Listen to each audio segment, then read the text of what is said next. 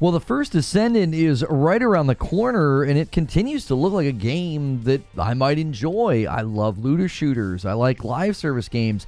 But they recently did a dev dive where they went into details about one of the pieces of the endgame in particular. And I break it down in my latest video. So be sure to check that out. There's an upload on the channel about why I think the First Descendant is concerning, and in that video I walk through what I see are the 3 rules of live service, and I feel that one of the aspects of the most exciting content that they have shown, I think that is actually breaking one of the rules. So go check it out. Come tell me what you think of my rules for a live service. Do you think that I've got the right ones? Do you think this is a game that you would play?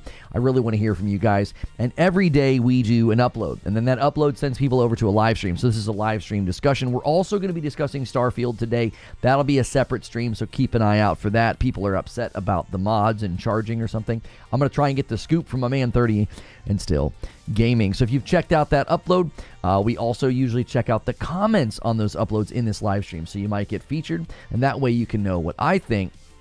And now it's time to hear what you think. So good morning, good afternoon, and good evening, everybody. Thank you guys so much for being here. Go through that morning ritual, man. Smash that like button if you can hear my voice. Whenever we've tried to cover the First Descendant, we don't get the greatest response. People don't seem to want to hear about this game. They're already sort of turned off at the idea. We have not covered this game too many times. I've been very hesitant to cover it, and I am once again realizing why. It seems like a lot of people are very much not interested in this game or down on this game. I think there's concerns. I think those concerns are valid, by the way.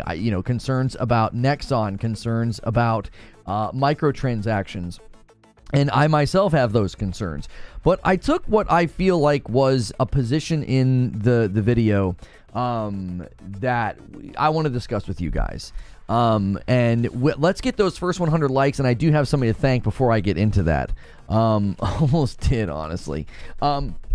So I want to discuss this with you guys, but make sure we get those first 100 likes. And I'm going to go ahead and check out here. Super Gaming with the first 5 gifted. Han shot first, and so did you. And there is the first 5 members of the day. You guys went absolutely insane yesterday, and you have crushed every goal. So don't forget, members, tonight there will be a member stream. I'll be streaming with my wife.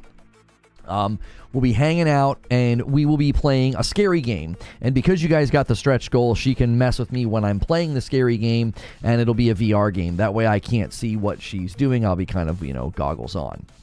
Never interested in the game. I'm interested if that counts. Well, here's one of the reasons that people immediately are like, no. Like, they don't... We generally have struggled to get support for coverage of this game. It usually gets viewed afterward. Like the last time we played it and the last time we covered it, we usually get support from people that are not subscribed to the channel. It's just people looking for information on the First Descendant. And so basically what I argued in the video was they have this thing they're doing with resources, and I find that it's breaking the first rule of live service games. So if you want to know my rules for live service games, you're going to want to check that video out, because I kind of walk through each rule and why they're important. But then I basically say that I think the current ecosystem of gaming will keep games like this in check. And I'm curious if you guys think that there's any validity to this position. I want to know what you think about my thoughts on this. Risic with 33 months in a VIP. Let's go hit the like button. Love the content. Thank you so much, Risic. And essentially what I argued is that the industry and the gaming world right now, it's too full. There's too many games. There's too many free-to-play games for a game to step wrong. That's what I think. We've recently talked a lot about Concord as a hero shooter, and we're like, good night, this game doesn't have a shot. There's too many games like this. It's going to feel like just the same as the rest, and, live service games are always going to struggle. There's only so many players. We've talked about this with Battle Royales, and we talked about that sort of, tangentially related to Concord. But I think in a completely different way, the overwhelming amount of games out right now, like, I don't think you can step wrong. I think if they step wrong, they kill their game. That's what I personally think. I don't think you can be like, oh, hey, we know you guys are loving the game. Now we're going to put scummy micros in, or we're going to slow you down, or we're going to make the game pay to win. I don't know. Maybe I'm wrong here. Maybe people will just get addicted and they'll put up with it. But I don't see anything in the trailers or the gameplay that tells me, oh yeah, this game's going to stand the test of time. It's going to get people addicted. They're going to be able to do whatever they want. They're going to be able to do it. They're just going to be able to take people to the cleaners. It's like, no, I think people will just walk away. I think they'll just stop playing. Yo, Risick comes in with a gifted member. I don't even know if I have an incentive for you guys today. I honestly don't. I can give you the grand total. The grand total is 623. So if you guys get 77 members today, that'll be 700 members on the week, which is insanity. I don't know what y'all want tonight. Maybe 2 scary games? I don't. We could do 2. I don't know. I don't even know what to say anymore. We're going to be able, Madam's going to be able to do whatever she wants to me. I'm going to be wearing a onesie. I'm going to be playing a scary game. I don't know what else we could do. Good morning, Silver Subaru. Thank you so much. You're concerned about the story, if anything? Oh, I don't really care about the story in a game like this. I care about the story in like a narrative-driven game. In a game like this, I'm just like, where's the bad guy that I shoot and what does he drop? Like that's as far as my brain goes. It's like, all right, who's the bad guy? Where is he? What do we kill and what do they drop? Yo, Narwaffle gifts a member, takes us to 7 members on the day. Thank you guys so much for tuning in. We are gonna have a second stream today about Starfield, so we'll see if we don't get some more of the homies to tune in for that. You guys are kind of putting today's stream on your back, and I appreciate it. They do well in Korea with their game, says Paul, but you have a totally different type of gamer. It does not mind paying to play. They already have to pay to play in their gaming cafes. Right. Let Madam play the scary game and you can mess with her. Well, she doesn't like VR, so that wouldn't work. Right, but here's the thing, Paul. I feel like the First Descendant, maybe I'm wrong here. Isn't the First Descendant seemingly targeting a more Western audience? Or is this game targeting primarily their Korean audience? I guess it could do very well there, and that was what I thought people were going to say is, well, they'll just get some whales and that's how the game will make money. And I'm like, I don't know if they're going to get whales if everybody feels like the micros are designed poorly from the beginning. Joker Quinn gifts a member. Thank you so much. It takes us to 8 members on the day. What I need to know is, are they making the women uggos, and is it woke or not? That's the only thing that matters to me. They're definitely not making the women ugly in the First Descendant. They're very much cliche video game representations, right? They're very buxom, and some of them are not too fond of covering their stuff up. They're definitely in a more of what you would expect from traditional, maybe not traditional, but like just the historical attempts to basically to make women look very buxom and busty and parading around. So it's definitely not that. There are whales for all free-to-play games. I guess my question would be, Reckless Gambit, is how many whales and how big do the whales need to be for a game to keep going, right? Like, how many? What do you need for a game like this? I mean, how many people do you think are going to dive in and keep playing, and then how many people are going to dive in and keep playing and just keep pouring money on the game? Arc Raiders, the Finals, the First Descendant are the games with a focus on Europe and North America. And I feel that those are the markets that will reject bad microtransactions. They'll just say, no, get the frick out of here. I'll go play something else. I just feel like there's too many games. Water Bears on Mars says, the First Descendant is a more updated version of Warframe. Think fast-paced PvE action with a huge grind while looking cool. It's going to be a blast to play, but will the staying power be there? Well, I mean, honestly, I think with a game like this, the staying power would also have to be not just in, oh, it's got good action and you're looking cool. They have to create like an intention in the grind. Like if you're going to be going up into this harder content and fighting, the bosses look really, really good. Well, if you're going to be going up into that content, there has to be purpose behind that. There has to be something more to that. That's not necessarily going to be enough to be like, whoa, I look cool and the action's nice. I kind of talked about this in the upload. Like, there's these intangibles. You don't know necessarily if a game is going to be a hit and if it's going to hook people. And then even then, you don't even really know why. Like, we can kind of say why Helldivers was a hit, but we can't specifically go to like, well, if every game, if you're going to do a live service game, you got to do what Helldivers did. I mean, you can try to extrapolate principles from Helldivers 2 to say like why it was a hit. But I'm telling you, I don't see anything in this game that has staying power enough to make somebody ignore bad micros. They'd be like, that's fun, but it ain't that fun. I'm not seeing anything to make me want to try this game, says Eugene. I'm adverse to free-to-play PvE already, and nothing here looks interesting. I think the moment-to-moment combat and the boss fights look fun. It really does. It looks like that mindless shooter, lots of different characters, lots of different loot, lots of different abilities, and that's what kind of draws me in. But I'm like, I'm not going to stick around in your game if you start doing this thing where, oh yeah, you fight these awesome bosses. Oh, what do they drop? They drop resources. Like, what? What do I use the resources for? To research new descendants and ultimate weapons. Okay. And that's time gated. Like, I feel like they're breaking the fundamental hierarchy of a game like this. Imagine doing that in a game like Destiny. Imagine Destiny doing that. Like, you're running Lost Sectors, you're running Strikes, you're running Nightfalls. It's like loot's dropping, loot's here, loot's there, and you're having a blast. And then you go into the raid, and the raid drops resources. Right? You'd be like, wait, what? You're like, why? What do I do with these resources? Oh, you can go research weapons and gear that is time gated. You got to wait. Like, it takes all the punch. It just takes all the punch out of it. It's like, I used to talk about this with Destiny, like the psychological impact of seeing the loot drop, right? And thinking, when I beat this boss, when I beat this activity, when I end this mission, there's a chance that something good drops for me.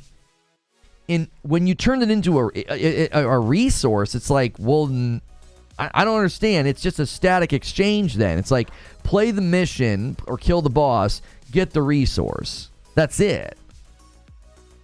The raids did drop coins to buy raid guns. That was different, though. You still had encounters with drops and rolls and chances, and then they added that in. It was like this extra thing where you could be like, yeah, you can have a little bit more intentionality over your gear at the end.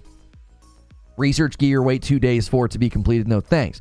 Right. The dopamine hit's palpable when an exotic falls. That's exactly right. Like, if you know when this boss topples, if I see a purple, oh, I might see a yellow. That's exciting. And in this, it's like you're going to get resources. Like, it takes all the punch out of it. Like, psychologically, I think people are going to break with that. I don't think it's going to work. The materials allow you to pick your goals instead of RNG. You've got agency on what you want to build. See, but here's the problem with that, Reckless Gambit. You're not wrong. It gives the player more control. Instead of being like, oh, I got a bad drop, you're like, I'm working toward this thing that I want. You're not wrong. I think that takes all of the addictive nature or the excitement out of it. It takes it out of it. You're just like, oh, I need how many resources? Okay. How many resources drop when the boss dies? Okay. So now I have to kill this boss that many times. Now you're just exchanging time for a resource. You're not doing something that has this invested thing of like, oh, something good might drop. Warframe does loot the same way. Yeah, and is Warframe this giant super popular hit, or is it more of like a niche cult following game? Like, Warframe has been very successful, but Warframe is not at the level of like what you would consider to be like a mainstream looter shooter. And I don't think the way they do it is the right way, or maybe not, I shouldn't say the right way. I don't think it's the best way to do it. Mike on the mic gifts a member and takes us to 9 members on the day. Thank you so much, Mike on the mic. Appreciate that support, everybody. Lighter day today, guys. People are not huge on this game. We've only covered it a couple of times. We've never really gotten a great response. So those of you that are here, thank you so much for being here. I think it's an interesting discussion. I think the game has potential.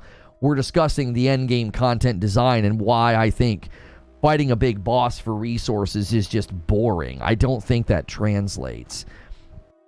Materials is very Monster Hunter. Too bad I hate Monster Hunter. Dom says Warframe is pretty successful, and maybe this game only needs to be that same level of successful. I mean, you're not wrong.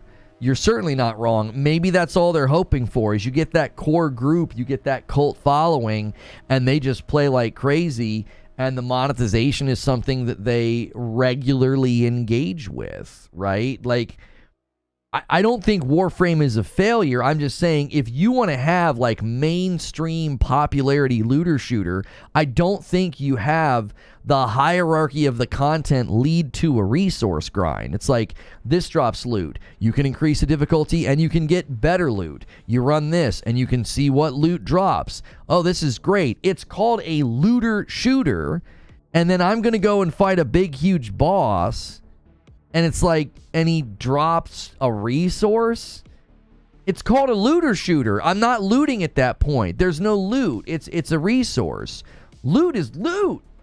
Gear, armor, guns, that's loot, not, 18 coins or 18 thingamawhatevers that you can like take and throw into a waiting research thing. Like, I just don't think that's it. It just feels like you're dropping like a trinket on the ground that I then have to stack up those trinkets and then go spend. It's you're stacking coins at that point. You're not giving me loot. I don't expect everyone to be on board for this style of structure in the game. Only reason I'm on board is because I've already experienced the exact same thing and I'm fine with it. Well, okay, in Solemn, help me out here. Educate me on Warframe. Does anything drop loot? Is there anything loot-centric in Warframe, or is everything sort of currency-based? Eugene says, as far as I know, Zubair, they've been pretty silent on microtransactions, which is a pretty big red flag. They did like one interview where they said that they wouldn't be like aggressively pay to win. So they're basically like, yeah, we're going to be pay to win, but we're not going to be aggressively pay to win. Because what they're going to do is, I'll tell you right now what they're going to do. And this is why I'm worried and concerned, because I think the game looks fun, but it also sounds like they're going to do the classic squeeze where you can't get the thing fast enough. And then they're like, well, you can spend money to get it faster. There's no loot in Warframe. Okay. I think that's where this game is confusing. There's loot in this game. When you're running the missions and you're upping the difficulty and you're doing all that stuff, you're chasing loot. You're getting different weapons. It's like classic looter shooter. Play this, play the mission, replay the mission, and it's harder and you get more stuff. You get better stuff. Donkey Sausage with 36 months in a VIP. That's 3 years. Welcome back, Donkey Sausage. Doesn't resource gathering make it more like a sandbox survival game than a looter shooter? People love sandbox survival games, so that isn't shade.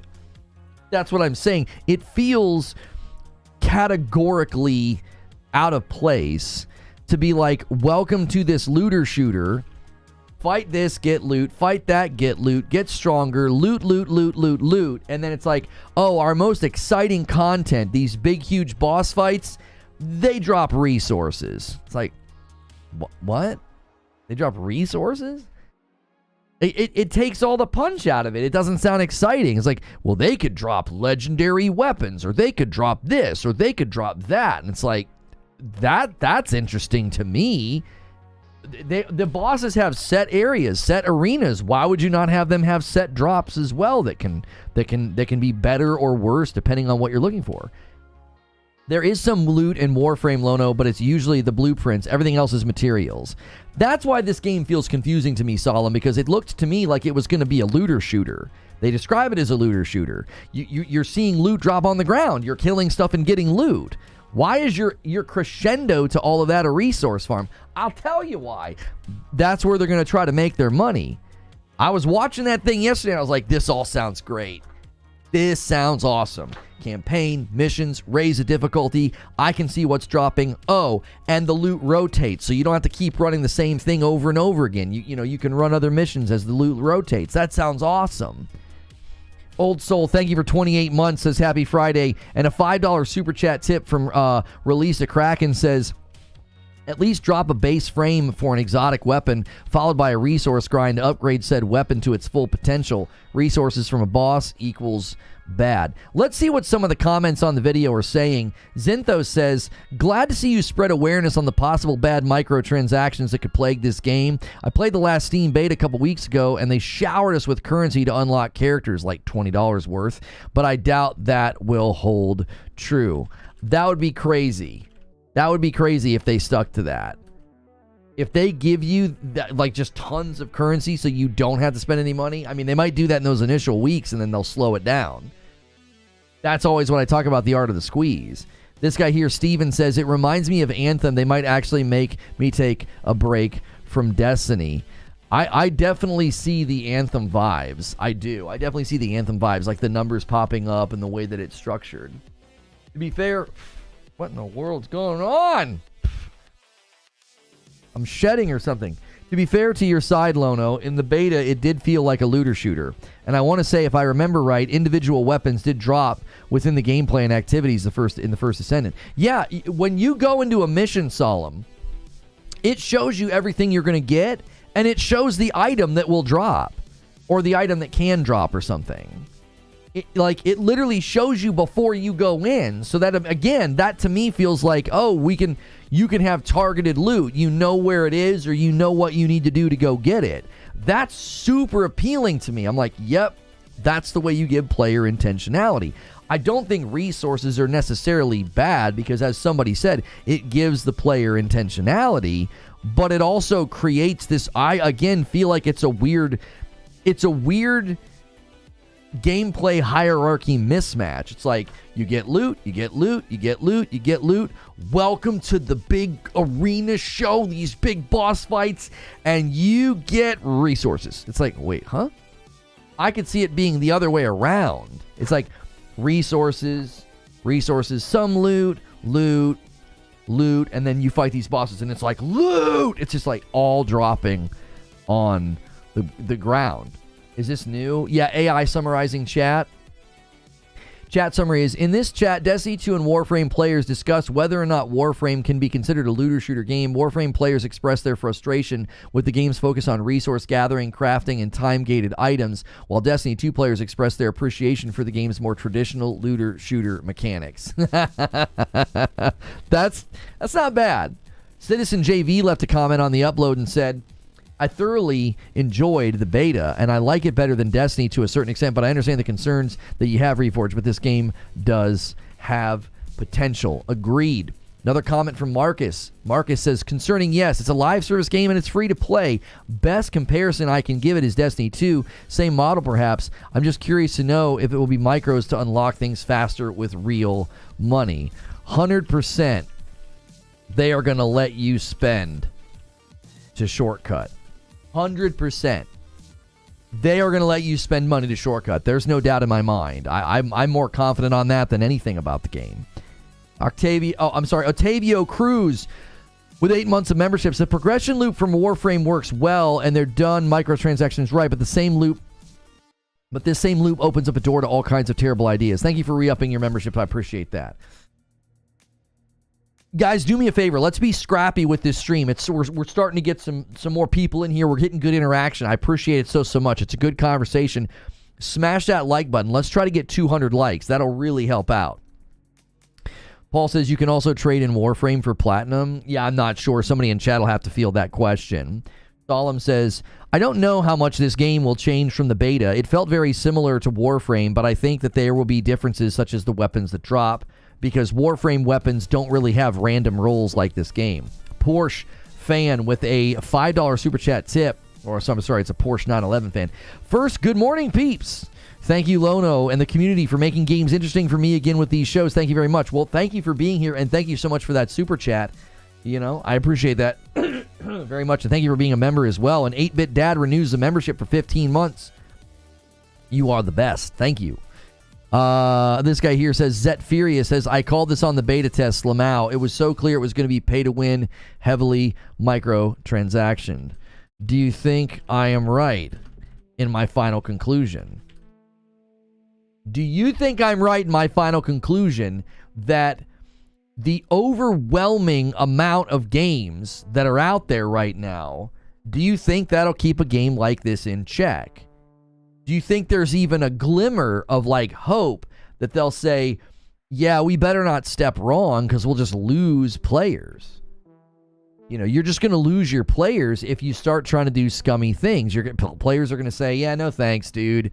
No, thank you. You know, I don't want to play your game. There's other games I can play. Not to mention, I'm not even talking about free-to-play live service games. There are just so many games coming out. There are tons of games coming out. Like, the rest of this calendar year, it's like there's constantly stuff coming out. As soon as we get into July, which is when this game comes out, once you get beyond July, it's like big game, big game, big game, big game. And then next year's probably going to be even more full. Who's in charge? The creatives or the marketing people? Is this Helldivers or Modern Warfare 3? That's an excellent question, Zubair. There's no PvP, no. You can earn small amounts of platinum from playing, but anything substantial is earned by selling things on the player market in Warframe. The Warframe method, says Kelswiss of Looter Shooters, is so uninteresting in my opinion. Why should I farm to farm more, and item faster? Give me loot up front as a sign of respect. I argued in my video that rule number 1 of a live service game is you have to respect the player's time. And I used to say this. This used to be one of my little sayings, right? Sadiqua says, Javier, mother Kodo. Good morning, Javier. I used to say that if you don't respect the player's time, don't expect the player's time, right? That's you copyright and trademark that. Reforge Gaming 2024. I actually used to say that back in the day about Destiny, right? Like, put that on the wall of the live service break room. If you don't respect the player's time, then don't expect the player's time. They're not going to give it to you. And that's why I always have said that loot dropping and very good systems of generosity that the player can count on gives the player a sense of confidence. If I play your game, I know what to expect from 1 or 2, 3 or 4 hours of gameplay. I know what to expect. I know what is going to happen. So they're going to be thinking about the game when they're not playing it. They're going to be looking forward to diving back in. They're going to be thinking about that thing that they're going to try to get to drop. If you remove that and there's this uncertainty or there's a stinginess, or in this case, it's just a resource farm, that's not exciting. I can't wait to get home and fight that boss 4 more times so I can get 21 more, dollary dues. Like, I can't wait to get home, dude. Oh, my buddy got a good drop last night. Oh man, we're gonna kill this boss. I'm gonna kill him as many times as I can, dude. I'm gonna kill as many times as I can. That's the other thing about loot drops is you create a natural cyclical repeat point. It's like you get to the end of the song, it's like go back to the beginning. You get to the end, go back to the beginning. You're just naturally creating a repeat loop of you didn't get the thing that you want. You got close, you got something nice, but you didn't get like the best of the best. That's why I've always said that like generosity serves the game's engagement if you can build it in a way where they get something, even if it's not the best thing, it's good enough that like they're going to keep coming back. Dude, I've gotten Vex to drop 7 times this week. What's wrong with your RNG? Right. I'm counting my I like counting my dollars, says Reckless Gambler. I get just as excited from making money as I do from buying the things I want with my money. Yeah, but you're talking about real life. I'm talking about a video game. Chat, what are you more driven to grind for? A resource or a really good weapon to drop? Like, which is more exciting? I don't even feel like we have to ask the question. I just feel like it's fair to assume and presume that the average person is going to say, it's way more exciting to see loot drop. It's way more exciting to potentially get a really good drop instead of getting a resource. Now, I understand why somebody might say resource if they've been burned out by a really stingy game. Well, I killed this boss 87 times and he never dropped the stupid thing. No. I agree with you. I think that's the extreme of like an RNG-based loot system that makes the player feel like, well, this is freaking stupid. Just give me a coin every time I kill him, and after 25 coins, I can go buy the thing, so then I know, at the very least, I'm only going to do this 25 times. Like, I understand why people come with that mentality. I'm saying, no, that's bad. You shouldn't fight a boss 87 times and never get a single thing to show for it. You create a generosity level combined with the loot table so that you can keep giving the players something, so they're either almost there or close to it, or this one's okay, that one's trash. You're creating this sense of, I'll get it eventually. They're going to keep coming back if they feel like they're an inch away from getting the perfect drop or the perfect roll. Creature says, there's something to be said for knowing I need X number of runs to get the thing instead of maybe someday I'll get the thing. Are you projecting what you want in games into a universal rule? I mean, I might be. I mean, what's more exciting, Zubair? If you're going through the checkout line at the sandwich shop and he says, hey, we're going to pull this lever and you might win a free sandwich. Is that as exciting as saying, do you have your sandwich card? Yeah. And they're like, all right, we'll punch that. When we punch that the 10th time, you get a free sandwich. Like, I just think human psychology tells me that the lever pull is always more exciting. Because you're like, I might win it. Oh, I didn't win it. Ida Crow with a 5 bomb. Thank you so much for 5 gifted members, taking us to 14 members on the day. Appreciate that generosity so much. Guys, if you just got a gifted member from Ida Crow, say thank you and do me a favor and smash that like button. Show some appreciation for the generous community that hangs out here. For the record, I agree with you 100%, but people are different. I don't know if I want to say it's universal. I think it's more common that people are going to find loot drops more exciting than a resource farm. What's more exciting, gambling or investing? That's quite literally what I'm saying. That is that's so insightful, Reckless Gambit. You're basically saying invest, play. Here's your payout. Instead of, he might drop it. He could drop it any moment. You could kill him 7 times or 17 times. It could happen any moment. It's like, ooh, is Papa gonna win? You roll the dice. To me, the trick of RNG is making it just painful enough that they keep coming back. They're like, oh, I got a drop. I got a version of the weapon. It's close to what I wanted, but it's not quite what I wanted. I'm going to try again. Like, I think there's 2 extremes. I think there are RNG systems that say, no, you get nothing. You get nothing. You could kill this boss 88 times and you might have nothing to show for it. I agree with people that that's not the appropriate way. I think what you do is you create variety within the drop.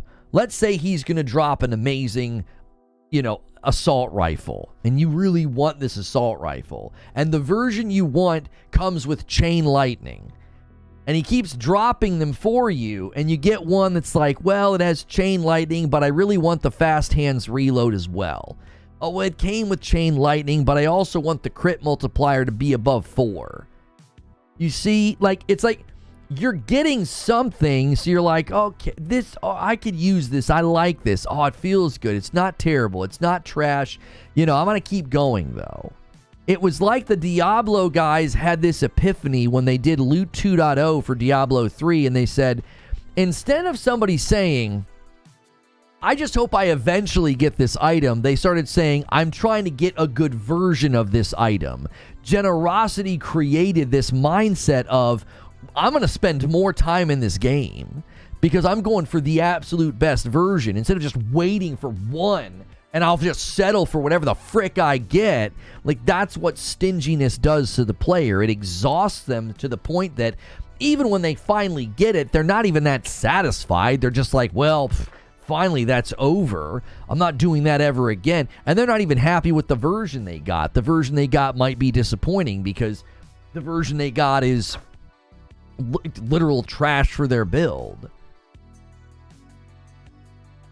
I want to read some of your feedback on this. Share Bruce Lee says, I agree, Lono, but personally I'm very averse to gambling, especially in digital environment where I might always wonder if they're tipping the scales.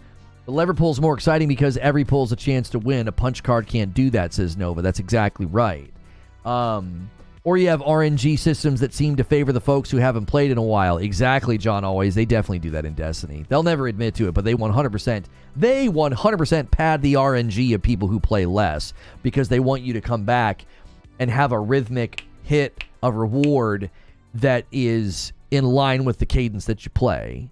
If you play every single day for 5 hours a day, they have to slow down that cadence because if not, you'll get things too quickly.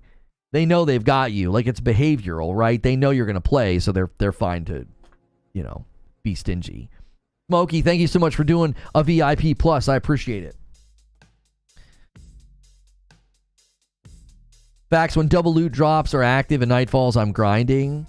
Solomon says, in Warframe, the weapons are static. No random rolls or random perks. I think it'll be different in the First Descendant.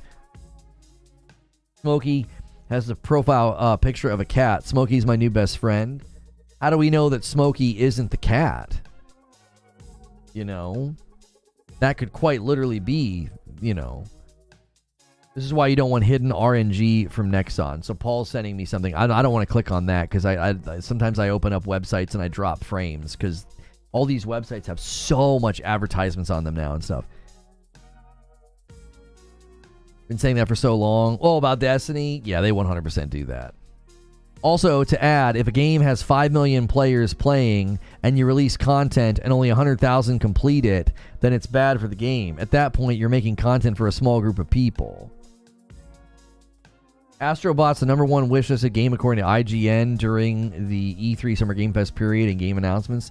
Coming out just ahead of Doom, Gears of War, and Perfect Dark. Wait, I don't understand. How is it higher than Black Ops? That can't be true. Or is Black Ops not wishlistable? Oh no, Black Ops is on there. What? I told y'all yesterday. Y'all were doubting me in that member stream. I said, you watch. That game's going to clean up. That game's going to clean up. The Game Awards is going to get a lot of notoriety, a lot of nominations. Everybody's going to love it. It's got that mass appeal. Cats can't take selfies. It looks like he took the selfie on a laptop or something, though, right? First Descendant has a perk system on their weapons. Forgot about that. Right. Every live service game is trying to be the new Golden Nugget and be the new Fortnite. Right, Bones 32. That's exactly why I'm saying I don't think they can step wrong. I'm not saying they won't. I am not going to sit here and defend Nexon. I'm not going to sit here and say they won't step wrong or they won't do micros or, whatever the case may be. I'm not saying that. What I'm saying to you is I don't know if they can and be successful. I think people nowadays are just going to say, yo, screw your game. I'm out. It's a free-to-play game anyway. Peace out, dude. I'm out. I'm done. I don't care. I'm not playing this. You just ripping us off. You're screwing us. Now, the only way that might not happen is if they get everybody hooked and they wait till like the 60th day or like the 90th day and they do like a patch, right? They do this pass on the game and they lower all the drop rates and it takes forever to get everything and then everybody's mad, but they're like, oh, but I can't stop playing. I played for 2 months, right? That would be, in my mind, we will have no clue how bad this game can get until probably 2 or 3 months in. They're going to be arms open wide. They're going to shower us with stuff. Like, who knows what they have planned for the 60th day or the 90th day. They could have new characters that blow your minds, new weapons that are insane, and then they'll slow everything down, and you'll be like, oh, at that point, you have all that sunk cost in the game, and you're going to, like, shake your fist while turning the game on. I was doing a little bit of that last night, fighting the frickin' King of Puppets. Got him, though. Got the stupid clown outside, too. outside of the Opera House. That was fun. That guy was fun. He was annoying, but he was fun. I had fun in the beta, but I think I'm just in a lull with games to play.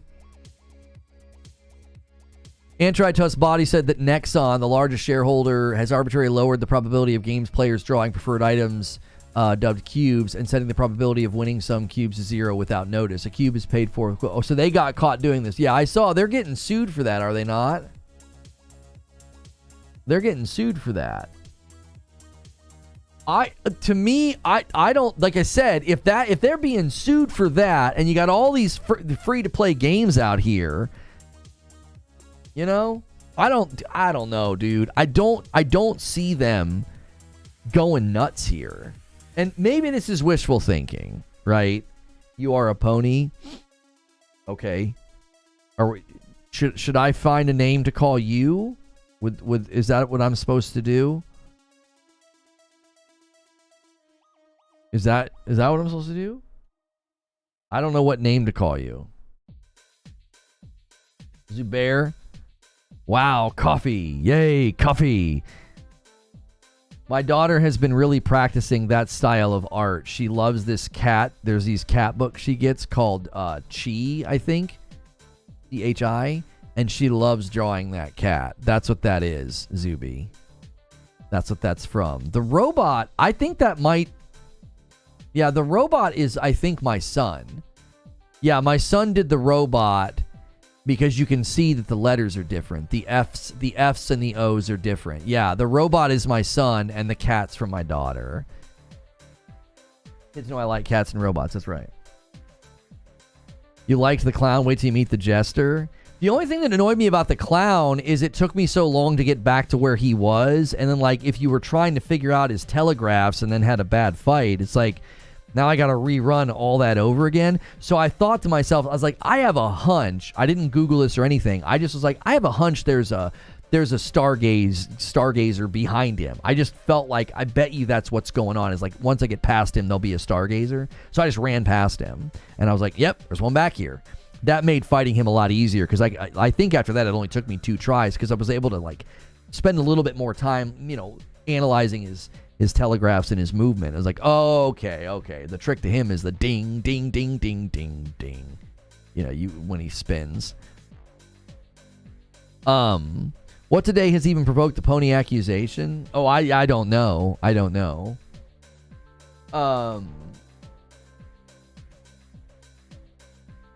Free-to-play games and mobile games are designed with a Triple H design.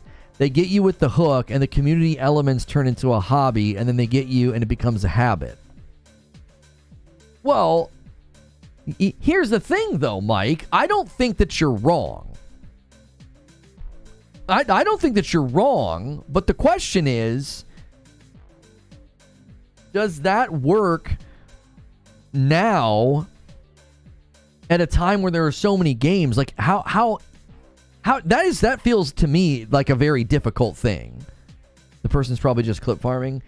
They had never said anything in the channel before other than, why do I keep getting memberships to this channel? I'm not even subscribed. And their badge was white, so it was the first time it had ever happened.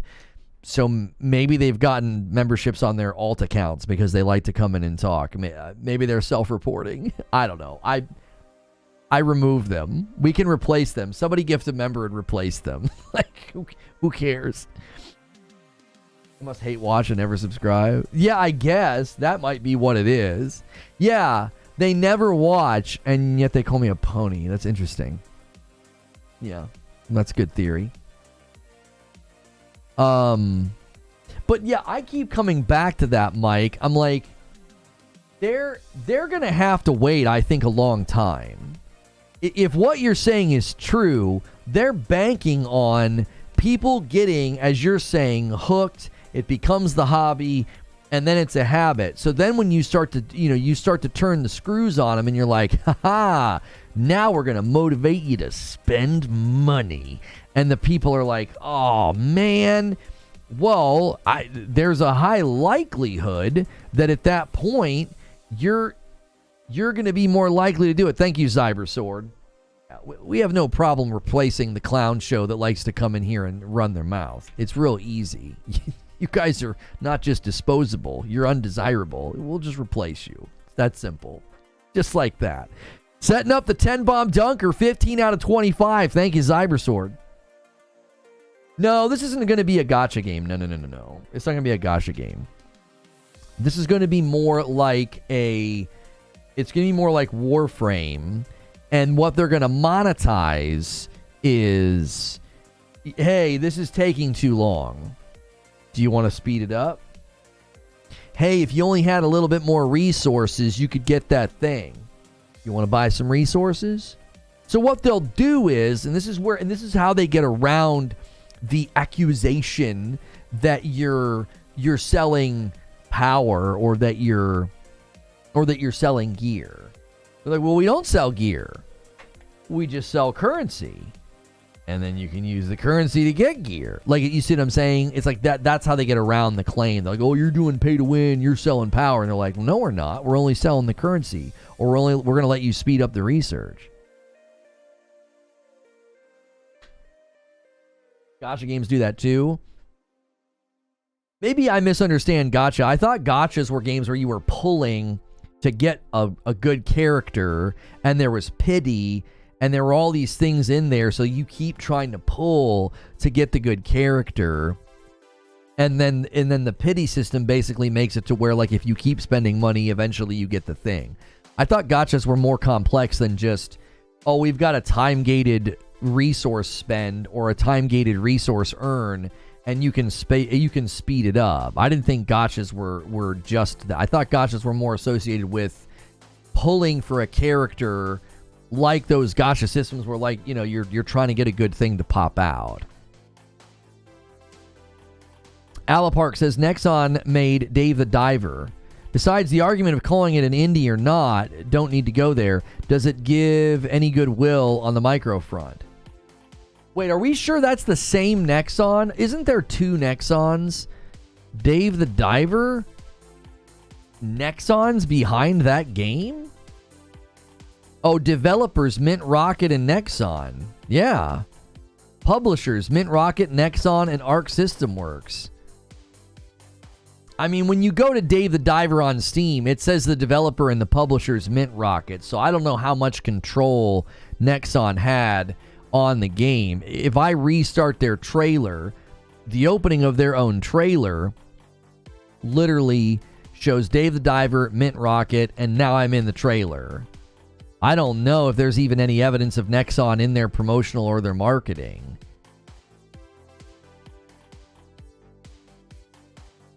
Yeah, all of their trailers just show Mint Rocket, so I don't know what degree Nexon was even involved with Dave the Diver. I don't know if we want to use Dave the Diver as like a evidence of like, oh, it'll all be fine. Nexon did Dave the Diver.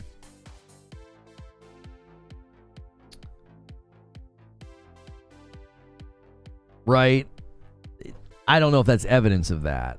I would say that it sounds like maybe they were a partial investor or something. Maybe that's why they're being given credit for the game.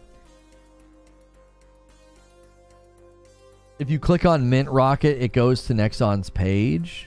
Oh, really? Mint Rocket is like, are they Mint Rocket is a division of Nexon Korea. Oh, you're right. There you go. I didn't know that. Well, here's the problem. I could see Nexon having devs or smaller devs that make games like this that aren't built to be, microtransaction, free-to-play live service games. But when I look at the First Descendant, I'm like, yeah, we're going to want to keep an eye on this one. We're going to want to keep an eye on this one because it's free to play. There's characters. You got to pay to unlock. You got to use resources to research the characters. There's ultimate weapons. You got to use the same resources to research the ultimate weapons. And you get those resources from the hardest and the biggest content. So, yeah, for all intents and purposes, this sounds like the kind of game that could go sideways and tick everybody off. It has all the hallmarks of a game that could be turned into that. That doesn't mean that they will, but I certainly don't think that you would say that this is in the same category as a Dave the Diver. Black Ops 6 is looking like a disappointment. I mean, we're not talking about that, so I'm not sure why you brought that up. I think it looks great. I think it's going to crush a lot of records, personally. I think it's going to sell very, very well.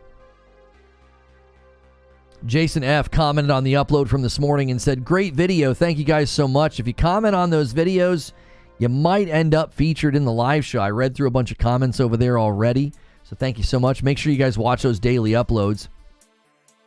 We upload those vids, and then we come over here and discuss. So right now we're discussing the First Descendant.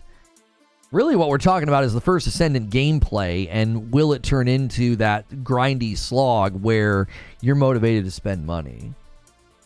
Like, I wonder, are you going to be able to just play the game and never fiddle around with the resource grind or the research, or is that going to be out of the question? Are you always going to feel like, no, you have to eventually engage with that system?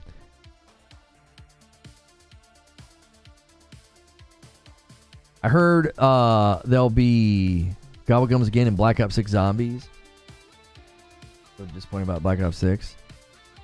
I mean, that is not what today's subject is about. Like, I can't let you do that. You can't come in and just decide that you want to take over chat by moaning about Black Ops 6. You're gonna have to press pause on that. That's not what today's topic is about. You know, that is not what today's topic is about. You'll have to.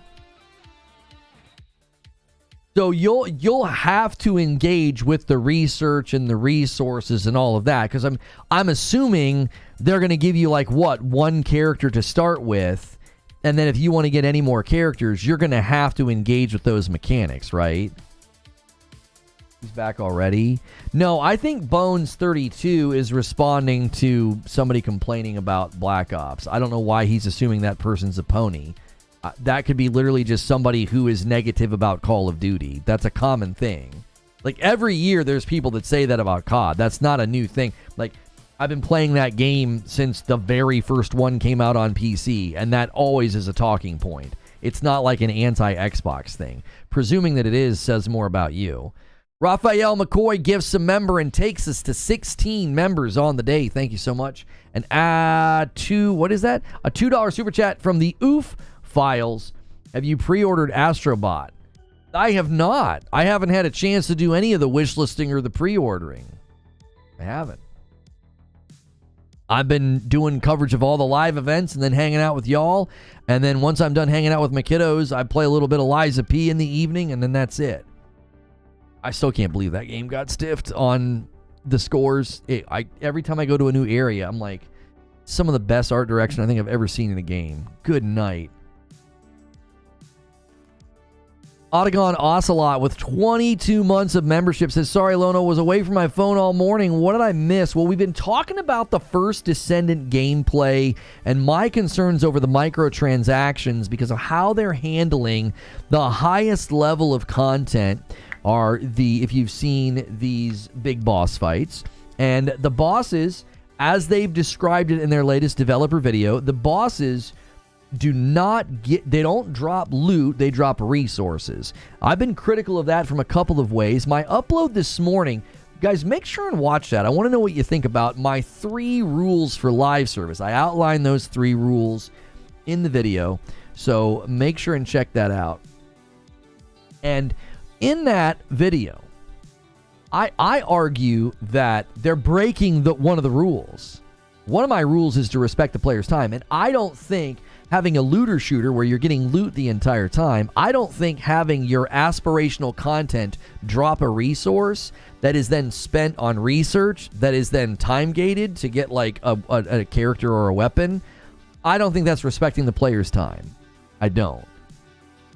I think your aspirational content, your hardest content should drop loot, not a resource. And I don't think you should time gate research and things like that. I don't think so. That all of that tells me you're going to try to monetize this. You're going to try and make money off of this.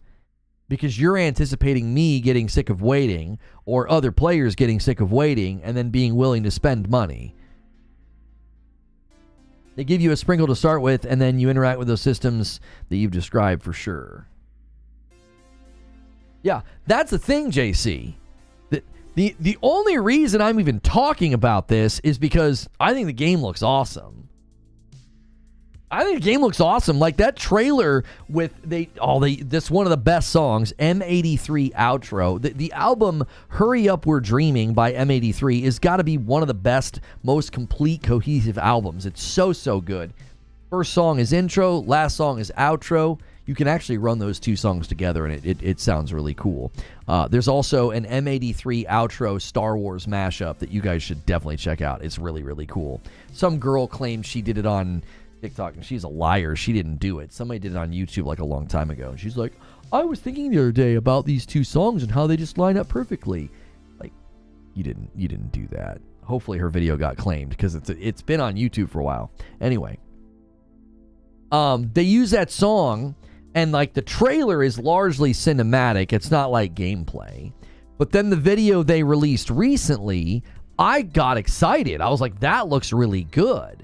The movement seems snappier and more fluid. The shooting, the action, just the numbers popping off of the enemies. I was like, that looks like a game I would enjoy. I had a good time in the beta. Now, 8 months ago, Force Gaming, I like his content. I usually think he's got really good opinions on things. He thought that the beta was like incredibly disappointing.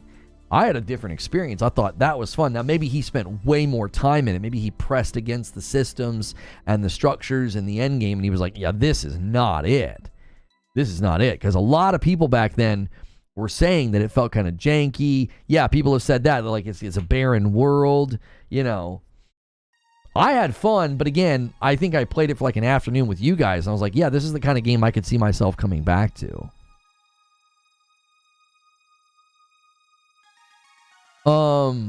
When are we switching to the Starfield topic? That will be in 1 hour. Yeah, that will be in 1 hour. I agree, Lono, that's bad. 100% agree. Oh, there's going to be a day one patch for Erdtree. They're going to distribute it on the 20th. It's going to include bug fixes, balance adjustments, and some new features. New features in the patch?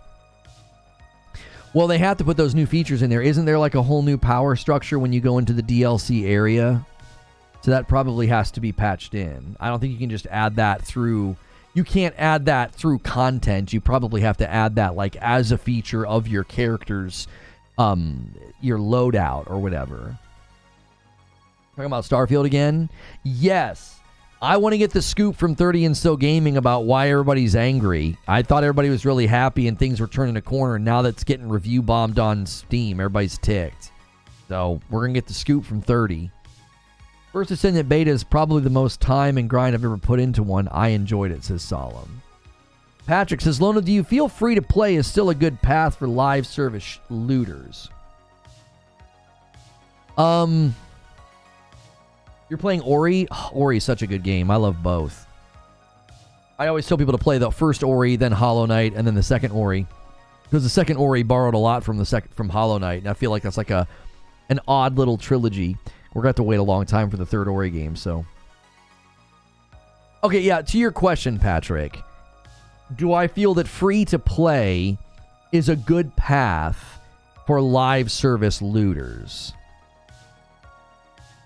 There are two sides of this coin, and I think they're both lined with their own treacherous, cliffs that you can fall off of. If you go free to play, people can treat your game as very disposable. They're like, yeah, I'll try it. They're not in. They're not invested. If they have a bad experience, if there's any issues, bugs, disconnects, whatever, they're probably very likely to say, yeah, whatever, and then they'll just go play something else. So free-to-play is fraught with its own problems. It's easy for people to walk away very quickly. You've really got to hook them. It's really got to be enjoyable. And then it's fraught with all of the other logistical problems of how you're going to make money. How are you going to spin up those servers? Right? How are you going to have an ongoing structure of revenue in a game that, let's say it's a hit? Well, great. Well, where's the money coming from? You know, a game like Helldivers 2 explodes and goes viral. Well, they don't have to worry about capital or revenue because every single copy sold gave them money, and then they got to a threshold where they probably made way more than they ever anticipated making. So they have a whole nother set of problems. But the average free-to-play game, that's what you're facing, is it's like, well, you got to hook them quick, or they're just going to walk away. They're like, yeah, your game sucks. You know how quick people are to say that, right? You know that you're that way. I'm that way. If I'm not in the best of moods, or if a game rubs me the wrong way, I'm like, yeah, F this game. You know what I mean? It's like, people are like, no, it's good, keep going. If you're having those troubles the first day and you didn't pay for the game, it's very easy to just be like, uninstall. You know? So those are all of the challenges of doing free to play. What are the challenges if you charge? Well, the challenge of charging for a live service game is a lot of the bigger ones don't. Now, I think you have an easier time charging for a PvE live service game than you have charging for a PvP live service game. You see what I'm saying? Like, I think when you do PvP live service and that's all it is, people are like, why are you charging for this? It's just a bunch of guns and some maps. You should be giving this away for free. Why? Well, everybody else is doing that. Now, if you have a PvE live service game, I think you have an easier time charging for that because I think people just assume, I think they rightly assume, the content's going to be more substantive. You got to have some semblance of a story and missions and quests and a loot table and bosses and all this different stuff. It's not, 15 guns, 10 maps, and then you're good. Right? So, if you're going to do, let's just say the First Descendant was charging money, I think you're making it tough. It's like, well, how much is it? I think the sweet spot for live service PvE is like $40. I think that's an easy purchase for people. When they're staring down the barrel of 70 and they see your cool looking shiny game at 40 and they're like, well, that might be pretty fun, they'll spend 40. Personally, I think if they do that, they're more likely to at least give you a week. They're going to give you a shot for a week. They're like, well, I bought the game, didn't I?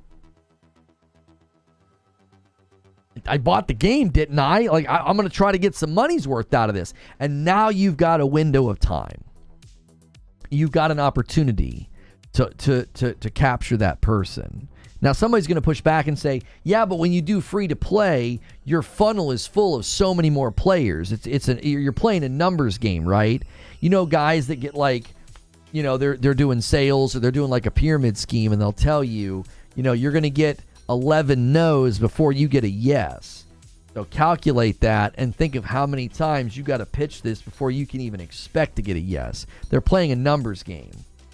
They're like, well, if in a given day you talk to 50 people, the hope would be that you walk away with 3 or 4 yeses. And I mean, you are burning through leads if you're doing like 50 a day, right? You're burning. You're smoking. And then your hope is that you walk away with, 4 sales out of that. Now, I'm not saying that's how many no's or anything. I don't actually know the numbers anymore. You probably have to get a lot more no's now before you get a yes, because I think people are a lot more averse to that type of thing. Door-to-door sales and pyramid schemes. It's easy to sniff them out. It's easy to be like, yeah, it's trash. There's somebody in chat named Pyramid Scheme. He says you rang. So I think I could hear that pushback of like, well, no, Lono, free to play, you're going to fill the funnel. There's going to be a lot more people. You want to get as many people in the door as possible, so you got to do free to play. You're playing a numbers game at that point. Again, I think you're more likely to get loyalty out of people that have spent money. They're more likely to keep coming back in that first week, and I think that's what you should focus on, personally. I think you should focus on the people that are willing to spend money to get into the game, and now that they have, they're more loyal. And guess what? You have now released or removed some of that pressure to like beat them over the head with microtransactions because you got capital on the front end. I personally think that's a healthier relationship with the community, the developer, the publisher, as well as the potential revenue coming in. I think it's a healthier relationship to charge money. I do. I think for PvP, the expectation is just make it free. I don't think you can get away from that. I think Fortnite and Warzone and all these games, I think they've just set that expectation. Like, if your game's only PvP, it better be free.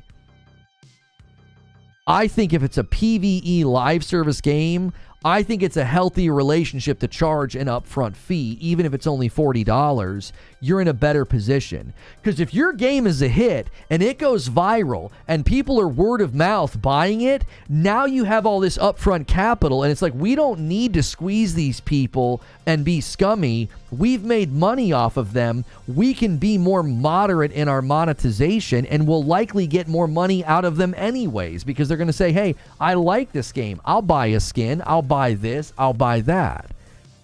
I think these companies are forgetting that everything evolves and changes, and I don't think they're evolving and changing with the time. I think these companies are going to learn a hard lesson. You can't keep doing this format. You're going to run out of players. There's only so many players in the world. There's only so many people that are going to put up with your BS microtransactions. And eventually, they're all huddled around the same games anyway. The people that are tolerant of this, they're probably already playing some scummy MMO on their phone. Or they're probably already playing some scummy sports game. You know what I mean? Like, you're going to run out of people that are willing to basically say, well, I'll shut my brain off and get squeezed like a lemon, and get squeezed dry by some game. I think it's going to be harder and harder for games to pull that off, personally. I think that's one of the benefits of the market being so saturated with live service games is you got to be a really good game, and you better treat your community right, or you're just going to die. I think you'll just end up dying. I don't think you will. I don't think a game could survive. That's why I'm not sure if this game is going to end up going that route. It's almost like a natural protection barrier against scummy practices to almost hang that over the developer and the publisher's head. Yeah, go ahead. Go ahead. See what happens if you act wrong. See what happens if you step wrong. Well, I'll just walk away. You think we need to play your game? We don't need to play your game. There's 8 games behind you that I could spend $0 in and see if they're any good. Maybe because I'm a Sims player, says Sadiqua, I'm used to paying for an expansion pack and being done with it. I prefer that. Well, I noticed that you guys were agreeing with me, like Eugene said, I want games motivated by selling content, not microtransactions. And Sadiqua said, I'd rather just buy the content than be nickel and dimed. Right. Omar says, many games that have entered these spaces recently have been far more generous than their predecessors because of that fact. What do you mean specifically, Omar? Can you give me an example of a game that you feel like's doing that? I'm pretty sure a lot of people are already immune to aggressive microtransactions. They'll stop playing and they'll move on right away. Yeah, I just think the minute it smells like that, I think they're just going to be like, yeah, no, I've been here before. I know what you're doing. I'm out. The people that are going to fall for it, I feel like are already falling for it in other games. And a 5-bomb comes in from Will Hancock and takes us to 21 members on the day.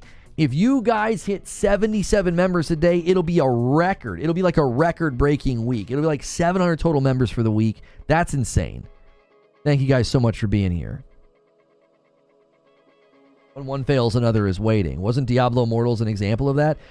Immortal, it's not plural. But yeah, Diablo Immortal, again, I don't know. I'm assuming it's been successful. I'm assuming part of its success has been because it's in the mobile environment, and I believe that mobile users, mobile gamers are more receptive to that. I gifted the 50 that I owed, Darius. Yes, I did. I did it during the, before the premiere went live, I did it. I was like, well, I owe you 50. Let's get this out of the way. I wanted to do it before chat started, so I did it this morning. People that were waiting for the premiere can tell you that I did it. The success of this game will ultimately depend on how many time-wasting mechanics it has and how tolerable the players will be to them. DJ says, the grind was bearable, but that'll be up to each person's tolerance. Personal experience, the First Descendant felt refreshing for some reason, but time will tell. That's exactly right. That's right, pay up. I already did. I paid up. Eugene says, I spend so much time in walled areas. It's what I want. I don't want everyone allowed where I am for free. Omar says, Wuthering Waves is a new game on the block that has to compete in the same space as Genshin. They have been giving stuff out left and right, responding to the community, etc., in ways Genshin hasn't. Yeah, so there's an example of what I'm talking about. I think that the devs in the pub, yo, what's good, Feed? I see you in the chat. I think they're facing a different challenge now. I think if this game came out 3 or 4 years ago, it'd be like, oh yeah, they're going to beat you to death with micros. And now I'm like, yeah, I don't think that they can. And if they want to pull a stunt in 6 months or 90 days, in 30 days or 90 days or something like that, I think people are going to be very quick to say, your game is fun, but it's not that fun. And they'll just walk. I mean, you've seen bad patches and bad moments in Helldivers has driven the numbers down. And then they just put out this good patch and the numbers spiked back up. I feel like live service games are more responsive now to that kind of nonsense. And I think if they put something like that in the game, they would just plummet their numbers. I think people would just walk away. They're like, the game is fun, but they're going to have some pretty addicted players if they think they can get away with that. And that's what I said in my video this morning. I was like, I don't see anything revolutionary. It's fun. It looks fun. Everybody that's played it, it's like, yeah, it's fun. It's not bad. It's pretty good. Now, there are people that didn't like it at all. Nobody is over the moon about this game. I don't think I've seen a single person who played the beta that were like, I can't wait to get back in there. Oh my gosh, this is the greatest game ever. It's just people are like, no, yeah, it's fun.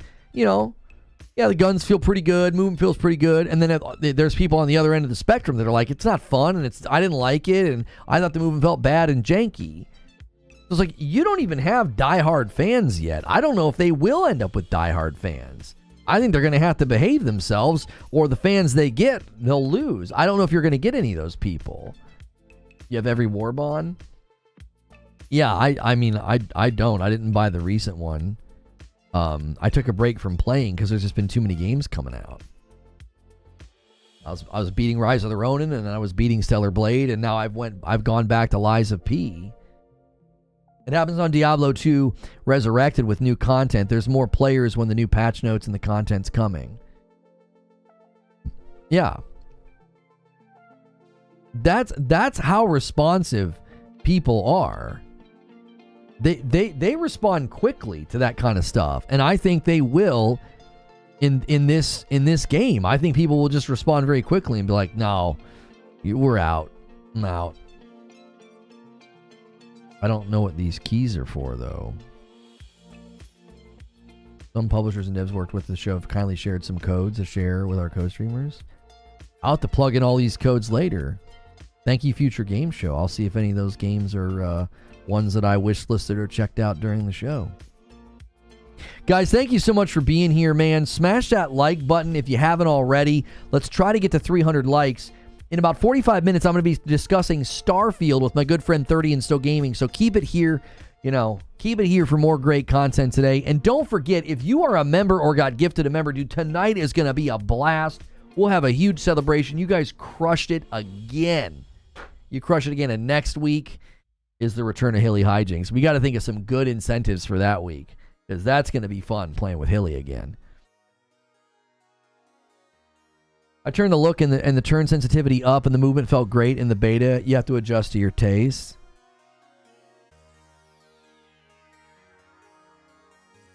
Initial fans will communicate the bad late game and microtransactions, thus preventing new players from joining in, thus negating the whole point of free to play. Wait, I don't think I understood what you just said. Let me reread that. Initial fans will communicate the bad late game, and microtransactions, thus preventing new players from joining in. Oh, I see what you're saying. You're saying word of mouth. Yeah, word of mouth will work against new players coming in, because like the first adopters will get in and say, yeah, it's bad, don't come play.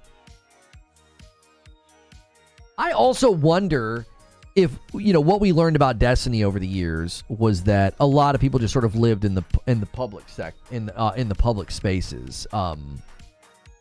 They would just do public events, right? And that there's a vast majority of the audience that just, that's what they do. And I wonder if this game could harness and get a lot of people like that. People that would literally just live in that set, in like the lower levels of the game, and just running the content over and over again. What efforts, what are they going to do to monetize those types of players? Are you going to be able to make money off of the guy that never sets foot into one of those boss fights? You know, I think they're going to try to do it with the characters. They're going to be like, yo, look at this cute girl, you know, with this gun and this sexy outfit. Don't you want to play as her? You know, and then people are like, oh, I do. How do I get that character? While that is accurate, it seems crazy to me. So different from my experience. I think of it like this. When the weather is nice, Zubair, my wife and I like to take a walk in the evening with our kids. And it's just a great way to end the day. And I think that's what Destiny is for a lot of people. It's their end of the day walk. They're familiar with everything. They know where everything is. They're going to check a couple of boxes. They're going to see some enemies go pow and fall to the ground. And then that's it for them. It's like their evening walk. Like, I really do think that a lot of people, that to them, it's like this ritual, you know? Solemn says, unlocking more characters and stuff will be part of the endgame, not a locational or activity-based endgame, although it will likely have both. It'd have to come down to complexity of the game. It's so extra to learn new mechanics and context work in Destiny. Well, and that's what I'm saying. Like, these boss fights are not going to be a walk in the park. No pun intended, related to what I just said about, you know, end of the day walk. These boss fights are not going to be a walk in the park. They're talking about how you're going to have to come up with different strategies. You're going to have to come up with different ways of playing this. You're going to have to, you're going to have to coordinate with your team. And that's why I said, well, I don't want to do that for a resource to drop. I want to do that for a loot drop, like a gun. Zubair said, that I understand. I'm not trying to solo raid encounters. There's a limit to the amount of challenge that I want. I just spent all day trying to work while chatting on a live stream.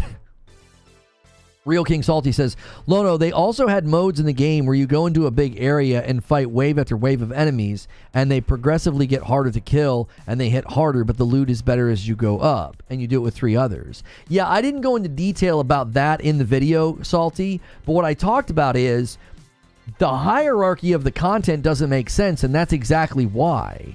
You can run missions, up the difficulty, get better loot. You can run that content, get further, get better loot. You go fight this big boss the size of the room, and he drops a resource. And it's like, wait, what? Why wouldn't you have him dropping loot? Yo, Catwalk with a gifted member. Thank you so much. Taking us to 22 members on the day. Thank you very much, Catwalk. Can everything be done solo, or do you have to take on the bosses with other people? As far as I know, the content that gets more challenging, whether it's the waves that Salty talked about or these bosses, you're not going to be able to do it by yourself, or it's not really designed with that in mind. I mean, you could certainly try, and really good players will probably figure it out, but the average player is not going to be able to stroll into these encounters and solo them. They're not designed with that in mind. They're very clearly designed with team play in mind. Now, you could probably matchmake into, most of the content and just play with the people that show up.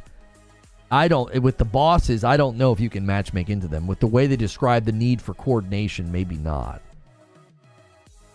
3-year-old gamer says, we may be getting tired of the microtransactions. I'll tell you, the generation coming up is not. I have four boys. They all play games, and they all want microtransactions every day. They've been programmed for it. Yeah, to them it's just normal. It's just normal to them. It's like, oh no, yeah, when I play a game, there's a store and I can buy stuff in it. It's just this secondary thing that they don't have any presumption about the goodness or the badness of it. They're just like, no, yeah, that's just what's in there. And Quintar comes in and secures the first 25. Thank you so much. That is an Agent of Chaos, taking us to 27 members on the day. I owe you guys 50. Thank you so much.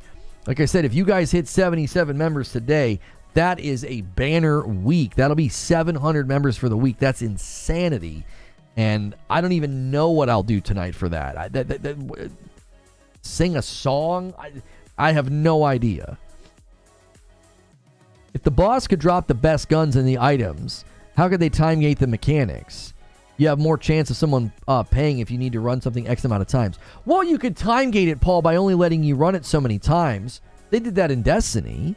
You would only get three rounds of drops a week. That's what you do. Like Bungie, I think in many respects has mastered some of this nonsense. We don't need to reinvent the wheel. Hey, this is the weekly boss fight. Or maybe there's a handful, who knows? And you can run them each like one per character that you have. So after you run it, you're like, well, time to go get another character. Time to go grind another character. What did I eat today? What? That's a weird question. I actually skipped breakfast today. I just had coffee. I was leading the group this morning. You guys call it book club. I was leading it, and so I didn't have time. I remember playing Outriders, and the moment somebody dropped out and I got destroyed, there was no difficulty change, and it just got ridiculous. I hope it's not going to be like that. Well, Outriders is not supposed to function that way. I remember some encounters felt easier if you were solo, because you could chain all of your stuff together and keep your I had stuff that would just constantly heal me as long as I was maintaining damage on the enemies. So when I was by myself, it was easier to stay alive in Outriders. Bungie never had a paid option to skip that lockout. Oh, I see what you're saying, Paul. Sorry. I thought you were just asking, like, well, how would they time gate it? That's how they would time gate it. Personally, I looking at this game, maybe I'm way out in left field on this. But when I look at the First Descendant, I'm like, this is the perfect game to just sell cosmetics. Like, just sell cosmetics. You've got really, really pretty female characters. You got really, really cool looking male characters. Just sell cosmetics. Like, you know what I mean? Like, look at the fascination and how obsessed people got with all of the outfits in Stellar Blade. You want to outfit your character in First Descendant to look like that, buddy, you're going to be selling a lot of skins. I'm here to tell you, they probably stand to make more money selling, especially in the West. If selling that, I think, has a greater probability of making them money. I think if they go the route of like choking progression and making you research and wait, I think you're going to drive a lot of players away. People are like, well, Warframe's been successful. Yes, but Warframe also has shrunk down to a core group. Do you think you're going to get that in this game? Warframe's been around for a really long time. It took a long time to get to where it's like, oh no, yeah, that has a very reliable player base. They've also been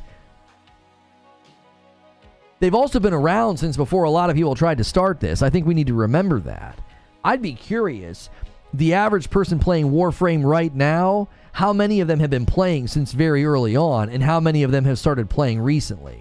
It's probably the vast majority of the people playing that game today have been playing for a long time. It's not like they're getting like this massive influx of new Warframe players. I would be very shocked if new player acquisition in Warframe was really high. It's probably a pretty low number. The vast majority of those logins, those MAUs, those monthly active users on Warframe, they've probably been around for years. If you're just Warframe with big butts, you're not going to be good enough to survive. Yeah, I think they should have went the route of cosmetics. I'm hoping that a lot of people provide that feedback, and they're like, just make the bosses drop the loot, you know? I think this game can convert, says Kirk, a lot of the Warframe player base. Oh, you think it can convert a lot of the Warframe player base? Eugene says, that's the main lockout in the game. Game bit current raid only really. Oh, that's the only thing locks you out. When the older raid comes up on rotation, you can farm it infinitely. Oh.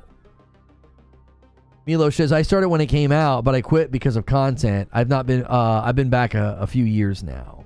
You have been back or haven't been back? They also have ways to increase your chances on the lockouts.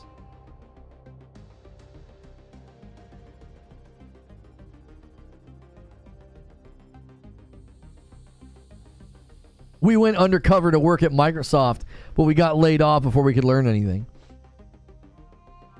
Y'all are underestimating the power of big butts. I mean, anybody who talks about that, I don't think they can lie, you know?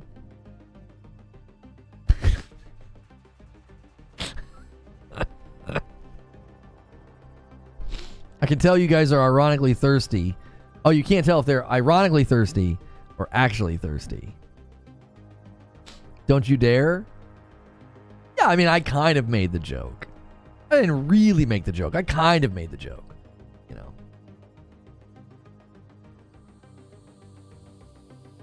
I mean, isn't that a famous line from one of our presidents when he said, "I cannot tell a lie"? I'm fairly certain that's what he was talking about, right? He was speaking to someone. I can't. I'm sorry. I'm old enough to get that reference. My homeboys tried to warn me. I mean, I'm fairly certain that song, when he says "I like big butts and I cannot lie," I feel like that's history. He's just quoting one of our presidents.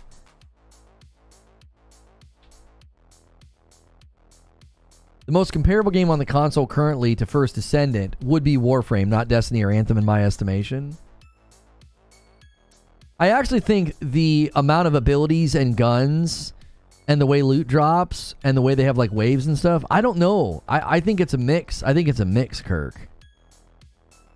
First Descendant has the budget. And remember what you were saying about bringing heroes to genres. They're basically bringing heroes to Warframe. Like spunky anime characters. Yeah, but what's weird, Kirk, is they're doing loot drops. That's what I don't understand. If you were just bringing heroes to Warframe, I'm not really sure why they didn't just establish all of the heroes with set guns and abilities. Like, what's the point in having the guns? Why make it a looter shooter? Right? Like, Warframe really isn't a looter shooter. It isn't. Like, I wouldn't classify it as one. They may classify it as one, and the people that play it may classify it as one. I wouldn't. I'll be like, no. You're not grinding for loot. You're grinding for currency. You're not trying to get loot drops. It doesn't feel like a looter shooter. Yeah, Lono's more of a strong jawline. I am. Yes. The nice thing about really liking a strong jawline is that you can look at it and compliment it and no one says anything. But try and do that with and you'll get yourself into some trouble, right? I mean, depending on where you are in the culture and the person, it might be considered very nice to say that. But generally speaking, I'm like, wow, that person has an incredible jawline. Everyone's like, oh, okay. The heroes do have set abilities. They very much play differently in the same way warlocks and hunters do. Right, I was more reminded of Guardians from Destiny in how the characters were set up. More so than like, oh, well, because there's a grind for currency and research, it's basically Warframe. I feel like it's like a hybrid. It's like a combination of things. Strong jawline, unibrow, Costco shorts. Wait, I never said I liked a unibrow. I don't like a unibrow. I like very, very thick eyebrows, though. When someone has really nice thick eyebrows, I think that is sexy. I do. Or like a more deeper voice, you know, and a beard and long hair, and his name's Jason Momoa. I mean, no. I mean, I feel that, but that's not where I was going with that. Generally speaking. But generally speaking, yeah, I'm not like a fan of unibrows. Like, I don't dislike them, but I'm not going to be like, you know, looking for that. You know, I'm not looking for a forehead mustache. I believe Lono likes girls, but I barely believe it.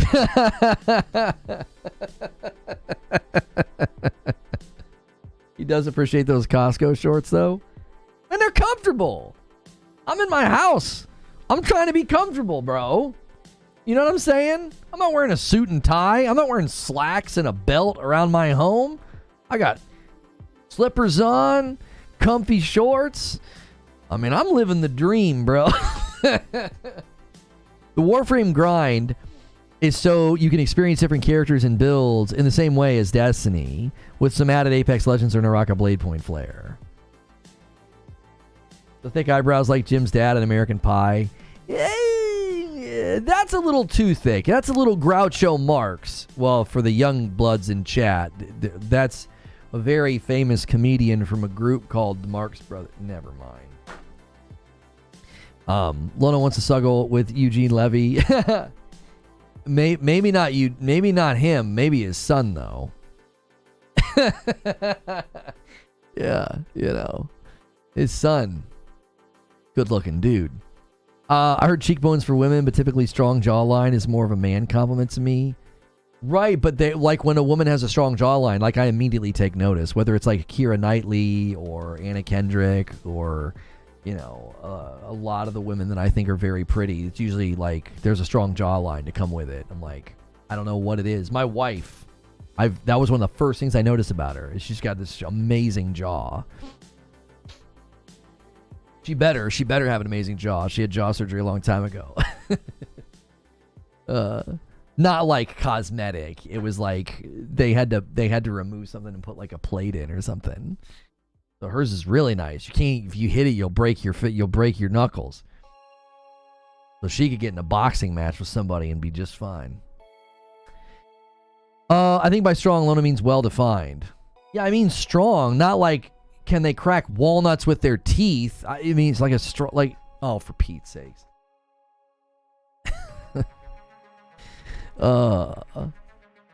Groucho Marx from Shrek.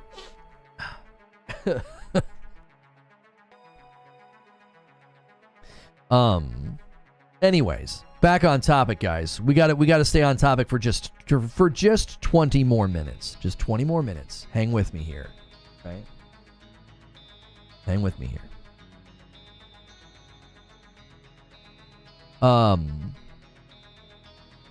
Yeah, I see it as more of a combination, Kirk, of like, it's a little bit of Warframe, it's a little bit of Destiny, maybe a little dash of Anthem, you know, maybe a little dash of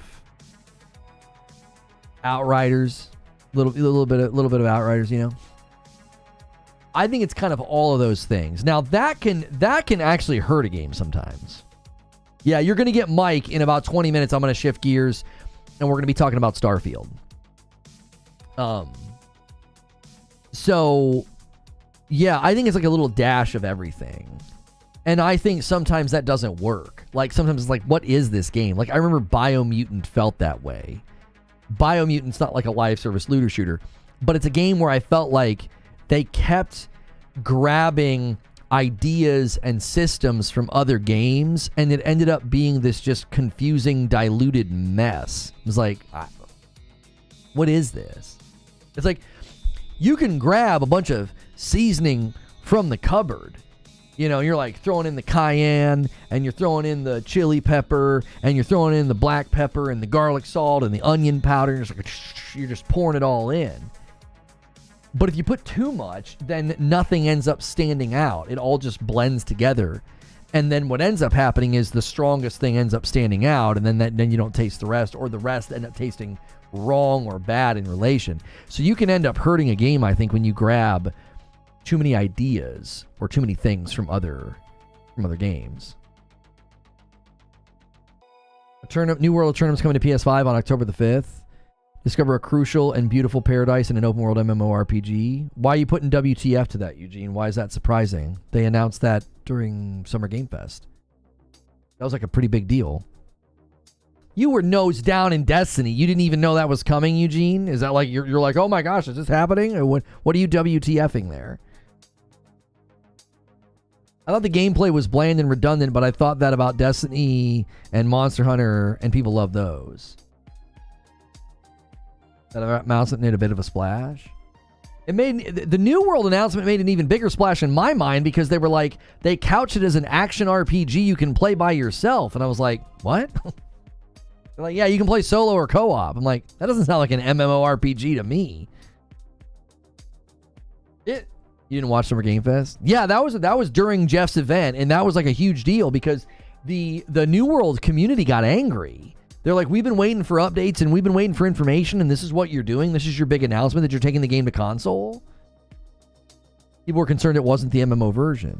The CM confirmed that it is. Right, like I literally thought, I was like, did they change the game and like turn it into an action RPG and they're just like bringing it to console? And they're like, no, it's the same game. And I'm like, you told people they can play solo or co-op. That doesn't... Are you just using buzzwords that speak to console players? Like, what in the world are you doing? A lot of New World players are disappointed with New World changes. Yeah, they weren't happy at all. Remember when New World was a PvP game? I think console's a good move. I have said from the very beginning of New World's existence that it belonged on console in the hands of the casual dad gamer and to get rid of the frickin' PvP. I'm like, just let people chop down trees and fish. It's just a chill, pleasant game. And they're actually really, really good at PvE content and endgame aspirational PvE structure. They're really good at it. Their dungeons were dope. They were really well done for a team that from the very beginning was focusing on PvP.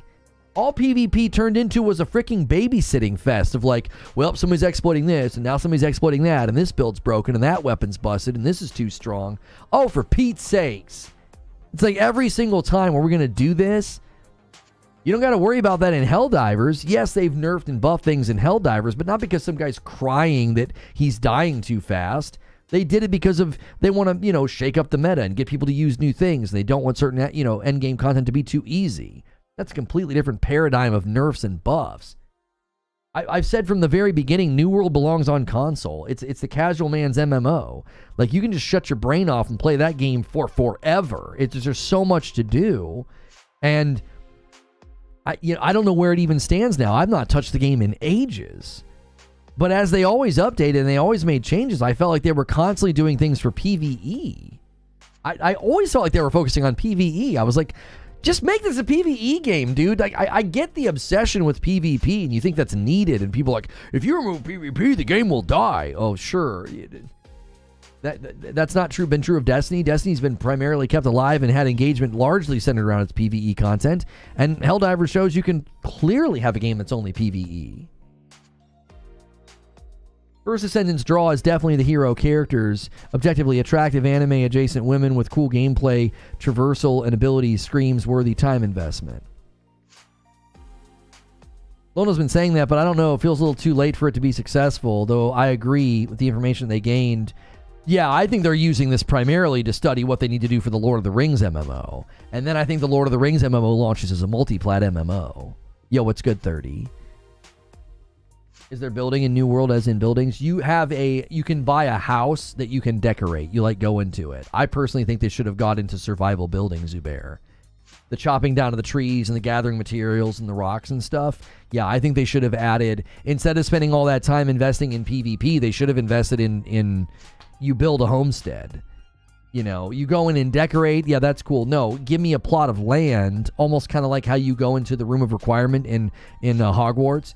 Give me a plot of land. You take me to my own instance where I can, build up a cabin, and then it turns into something better. And maybe I get to where I can fabricate metal and everything, and I create something that looks like a castle. I don't know. I just think they missed the boat with the idea. I think the insistence on keeping PvP or putting PvP in games like that, I think it absolutely drags them down, and they never truly soar where they could. It's like, what the frick? Who wants to I don't know. I don't think PvP like that in a game like that's the draw.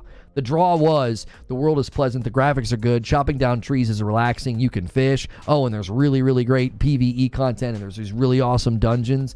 And then they had this idea of like these massive battles, and it to me, I thought the PvP always looked corny. It looked like just exploit fest of just spam and utter nonsense. Like, what is even going on? Like, the open world PvP, squaring up and trying to take over the map, like, okay, I can kind of see the draw there, but I don't know.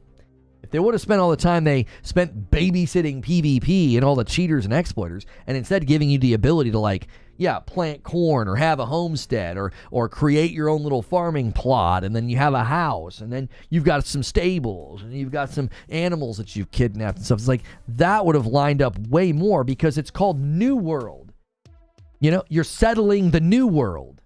You're a settler. And instead it turned into like, what in the frick are we doing? We're trying to fight for land and faction, and if you lose control of the map, it sucks, and you got to pay all these extra taxes. I said from the very beginning, I was like, this is just going to drive people away. And then if anything, they've done everything they can since the beginning to dumb that down. They don't show you who has control of the map and stuff anymore. They try to dumb all that down because it was driving people away from the game, as I said it would before the game even came out. I said, this isn't going to make people want to play. Like, well, I'm Team Green, and purple and yellow took over the map, and so my experience sucks now. Is that going to motivate them to play PvP? No, it's going to motivate them to stop playing. Green Monster is taking up the banner for Stone Spire. I know what you're going to do. He's going to single gift to 30. He's trying to tempt one of y'all to drop a 20 bomb on chat to 50. We'll see if anybody takes the bait. If anybody takes the bait. Thank you so much, Green Monster. Honest ass, I don't play Warframe. Does the bulk of your loot come from drops on the ground? No, there are no loot drops in that game, Zuby. Yeah, you don't get loot. You get resources that you spend.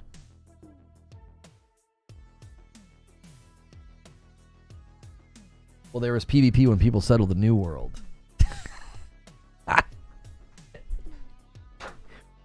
You are correct, Henry Heck.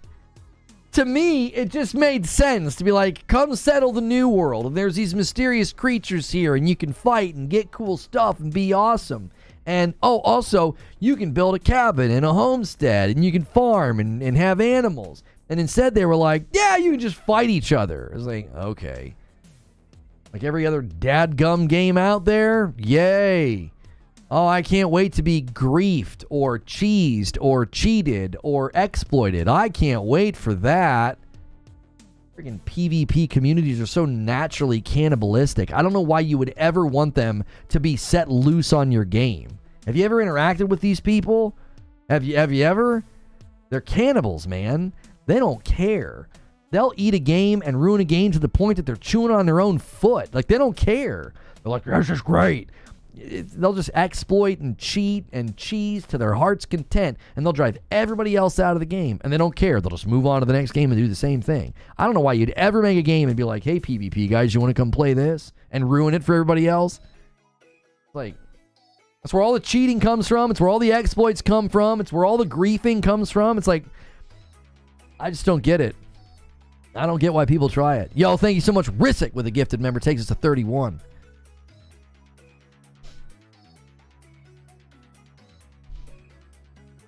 Are the PlayStation servers separate from PC? I have no idea, Eugene, but they said you can play solo.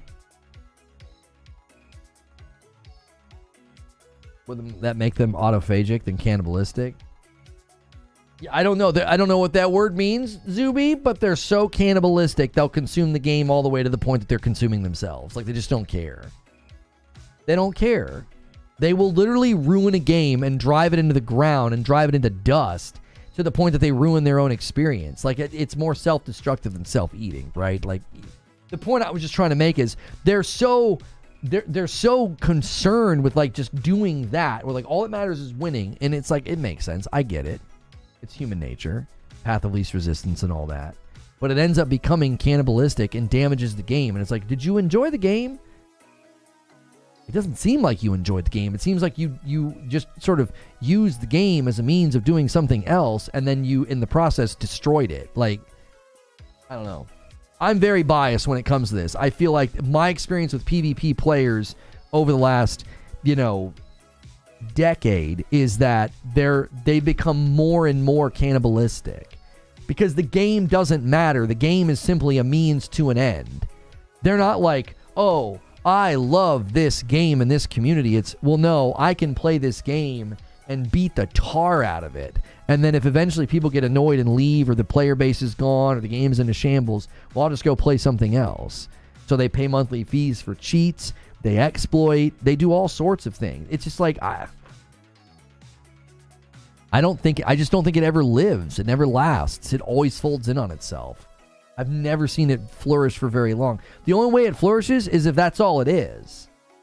The best PvP is when that's literally all it is. It's a battle royale. It's an arena shooter. When you have a game that's like trying to have like an economy and people and like this shared world, and you're like, yeah, let's throw PvP in there. It's like that guy running into the bottom of Helm's Deep. You're like, no, don't do that. It just detonates it. If you want to have a PvP game, have a PvP game, right? Apex, Fortnite, Warzone, Valorant, CSGO, like just have a PvP game. All these games that try to attach PvP to the game, I'm always like, what'd you do that for? When people are like, Helldivers 2 really needs PvP. You shut your mouth. No, it does not. You want to ruin, the fastest way to ruin Helldivers would be to add PvP to it. I'll have you know I'm quite selective with the people I target in grief. I do not do this blanket. I take offense to your entire community. The Green Monster with a $5 super chat tip. It's a big reason why whenever games come out with crossplay on PC, I turn it off. Yeah, I want to play with the landscape of gamers where like 90% of the cheating lives. No, thank you. That wonderful environment where, where's 90% of the cheating take place? Oh, I don't know. Really hard to figure out. There's a market for PvP and MMOs, but there aren't enough people interested in for multiple games. I think the most successful games focus on their core competencies. That's why Fortnite Battle Royale and Apex and Valorant and all these games are crushing it. That's why Helldivers is crushing it. Why? Because it's like, this is the game. That's it. We're not trying to do multiple things. I keep saying I hope Arc Rider stays away from PvP. I think there's a future for more games like Helldivers where you just come together and have fun and it's PvE. You're working on something together and it's big and it's fun and it's exciting and it smells like the games you played before, right? There's shooting and there's grenades and there's explosions, but it's not laced with the frustration of some zit-faced addicted kid just murdering you and making fun of everything about you. And you're like, well, why do I want to sign up for this? I can avoid all of that and still go pew pew, boom boom, ha ha, hee hee. I can still have that experience without that nonsense coming into the frame. Great. I will gladly play that. Like, dad gamers of the world unite. We're all sick of that. Not all of us, but a lot of us are sick of that. I don't want to play that. I just want to laugh and shoot stuff and watch it explode without having some, addict ruin my day. Get out of here. It slides around the corner, drop shots, kills me in 2 seconds. You're a loser. Get good. I'll go play something else. I'll see you later. I'm good. Most players probably wouldn't even notice it was gone. Remember the 360 PlayStation 3 era where like every single player game had to have a multiplayer mode? Yeah. Helldivers is proving there's a market for just PvE multiplayer fun. Like, you don't got to do all this, 5v5 and this guy versus this. And it's like, I think everybody's getting burned out on that, to be quite honest. It's like, okay, fine. Yeah, some kid snorting G Fuel off of his arm. He's got his ninja headband on. He's cranking 90s. Yeah, I'm good, bro. I'm going to go play Helldivers or I'll go play a Souls game. Like, if I'm going to get frustrated, I'd rather be frustrated at myself or like an intangible, like a game, not a person. Like, you know what I'm saying? If I'm going to get frustrated, I want to be like, this boss is a loser. Like, I don't want to be angry at an actual other person, you know? It's just, I just don't have a palate for it anymore. I don't. I find it all to be so it's just annoying. It's like, it's probably because I played too much, honestly. From Quake 2 to now, I've had my fill of PvP. I'm like, yeah, I'm good. You know. But if it has co-op or couch co-op, or if it's PvE only, oh, buddy, I'm there. Let's play. Let's have some fun. I wouldn't be surprised if you see more games coming out like that, like Helldivers. Battle Royale had an impact, did it not? Hero shooters are still having an impact, right? I think a game like Helldivers 2 is going to impact the market. I think we're going to see games try to do that. And I hope they're fun. I hope they nail it. I hope some really cool iterative things comes out of it. You know? Jay Chris with VIP renewal. Welcome back.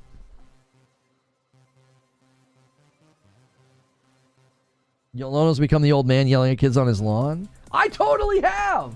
I really have. Like, get out of here, you kids. You know you've reached that age when, like, if you're at the mall and there's a group of teenagers, I'm just, like, instantly annoyed. I'm like, these freaking teenagers. Like, I just assume they're going to be doing something annoying. You know? They're going to be talking loud. You know? One of the guys is going to shove the other guy. They're gonna that's just what they sound like. You know? And then if it's a group of teenage girls, it's just like, you know, shrieking, chittering sound. It's like, just everybody be quiet. I'm 42. I'm 60 years old in my brain. Can y'all just be quiet? Just stop. Where are your parents? Go home. Put your cell phones away. Oh, man. The ne'er-do-wells. That's right. How often they do well? Oh, man. I've just embraced it, dude. I've just embraced it. Just, you know, I'm just gonna be that dude. I'm just kind of teenagers around. I'm just grumpy. What are y'all doing? Y'all are misbehaving. I know you're up to something. They had to, like, institute a policy at our mall. It got so bad. You know, these parents just dropping their kids off. They're like, well, mall security is a cheap babysitter, you know, and then their kids were trashing the place. Like, it got bad. They were like, all right, well, gotta be a policy. You can't just drop the kids off. All right, I'm setting this show up to do with Mike. And then I'm going to hop on a call with him and we'll get to it. Starfield, man. Everybody's angry. You know? I forgot to make my tags. Starfield mods. We're talking about the Starfield update. We'll talk about Shattered Space a bit as well.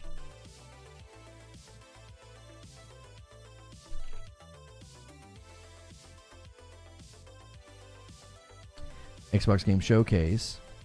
That'll work.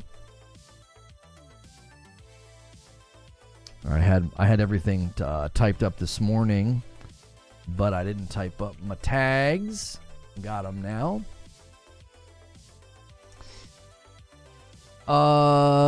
Okay, there's all of that. It's a public stream set for noon. Go.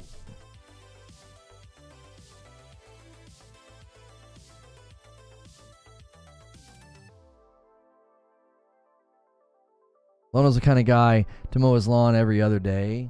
No, I pay for somebody to mow my lawn. I'm too busy. Eugene says, they threw a pizza party at Tango's last day. A pizza party?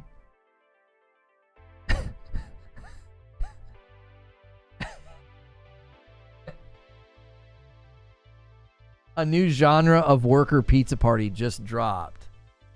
They had a pizza party for the last day. The pizza looks really good, though.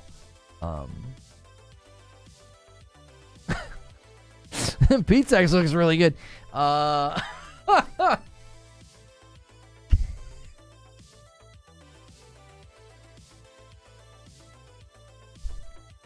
It sucks we gotta let y'all go, but we got you some pizza. Oh my goodness. Oh, that's bad. All right, we'll redirect to this. Can I change the thumbnail here? Oh, I don't know if I've ever done this. Oh yeah, you can change the thumbnail right on the live stream's dashboard. Thanks for everything. F you. Here's your pizza. All right, hang on. I gotta mute. I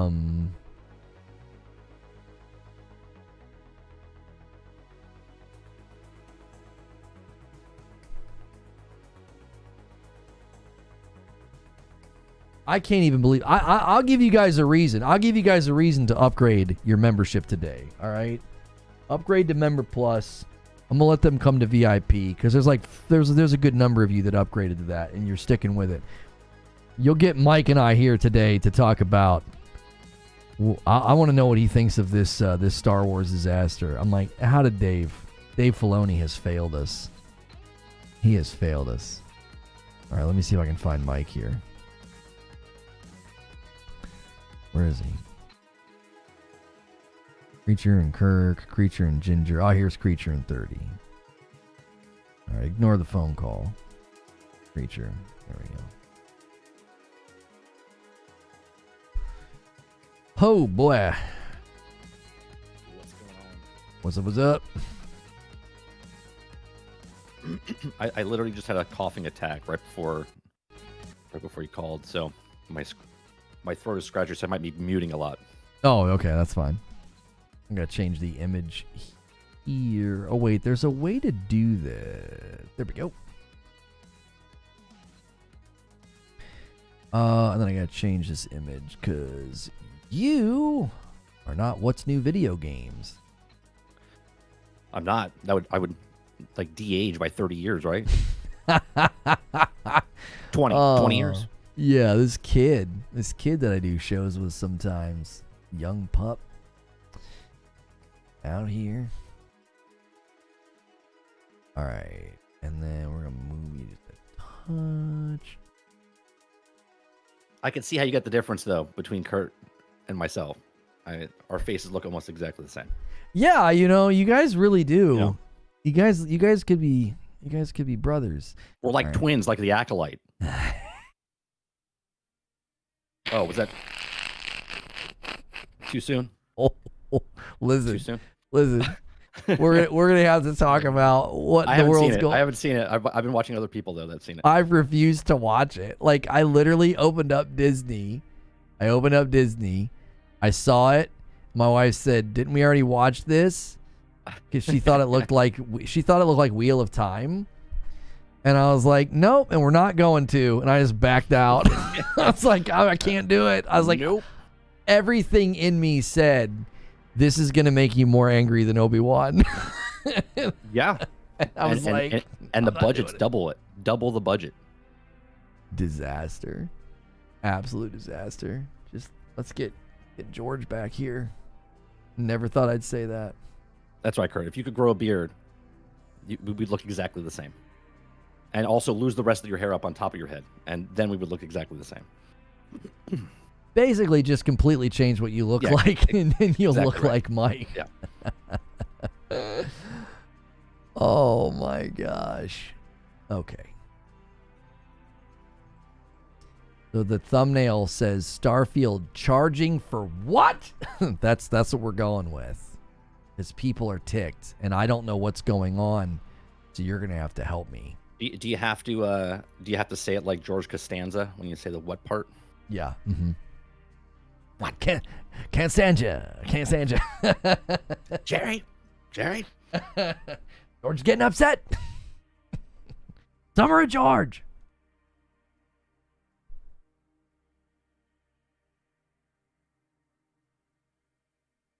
Title of the stream: Starfield mods are here and everyone's angry? Question mark. All right. Okay.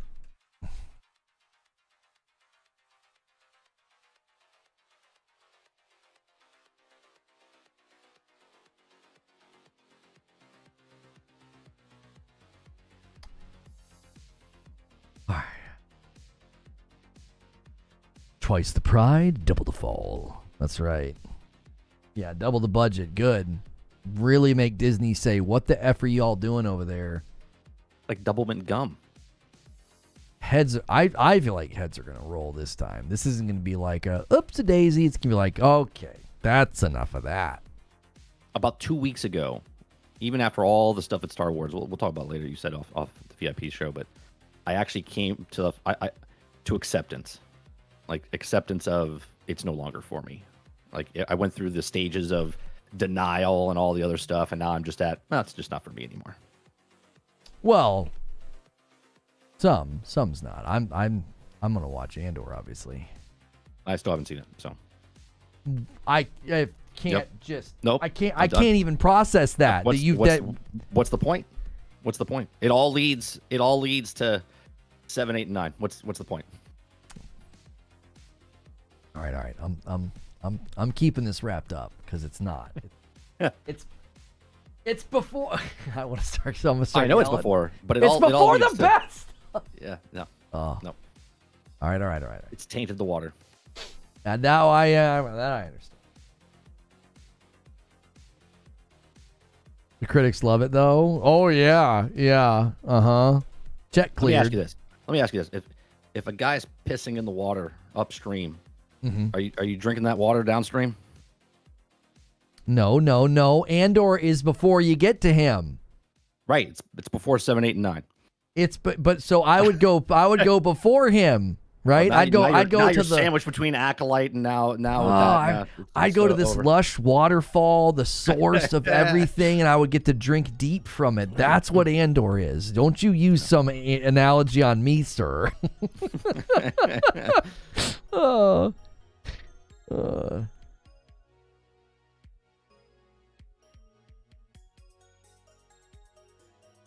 Okay, what am I pulling up here? Oh yeah. Let's get Starfield. Siege Master. It's just all tainted now. It's all tainted. I'll watch my 4, 5, and 6, and I'm happy.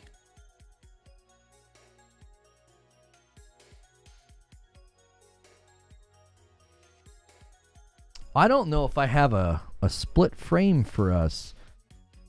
Well, I think I do. Hang on.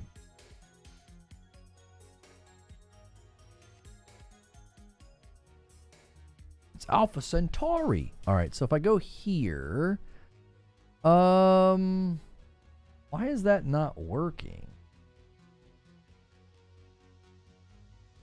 Did I do something? Oh, I know what I did.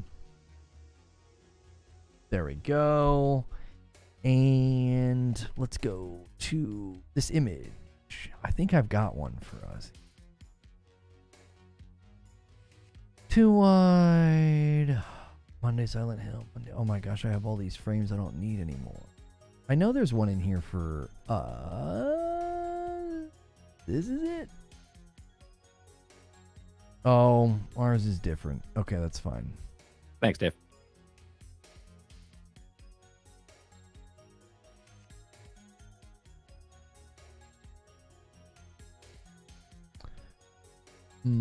Okay.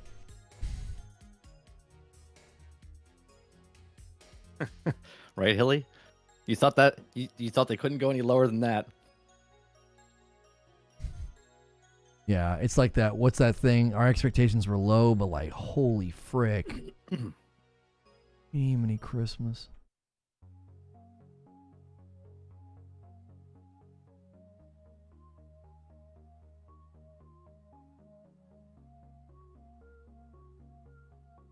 Hey, that'll work. That's working, right? When I cough, you don't hear that? I am not here. Yeah, I'm not hearing it. I mapped my mute button, so. 5 spot for Mike and the Mike. What's amazing is that Star Wars and Marvel fans are still in better shape than DC. I mean, nothing is better than bad. I would prefer to be getting nothing than what we've been getting. I agree with that. I'd rather been like, oh, we canceled Acolyte, instead of like, no, yeah, roll it. We think completely ruining all of the lore and mystique from one of the greatest characters in film history is a good idea. Like the level of disrespect for the character of Darth Vader. It's insulting to film and cinema. Like, it's a freaking joke. People have they have literally, they're not even drunk on hubris. They're in a coma induced by hubris. Like, their brain activity is that low. Like, what the frick are you doing? It's so frustrating. All right. I'll be back in a second. I'm going to take a quick break. Yep. It's like, oh, who got him going? I can't even do it. I get so angry. I'll be right back. It's going to be fun after show. It's going to be a fun after show. When is the Acolyte getting its own video game adaptation? Hopefully never. Hopefully never.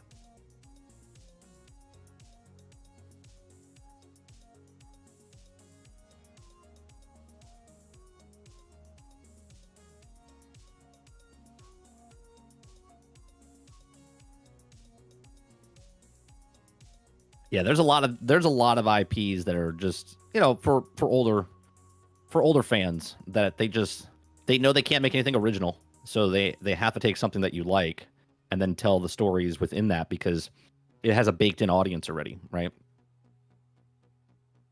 That's how they make the money. Well, it's good to be seen, Arrow.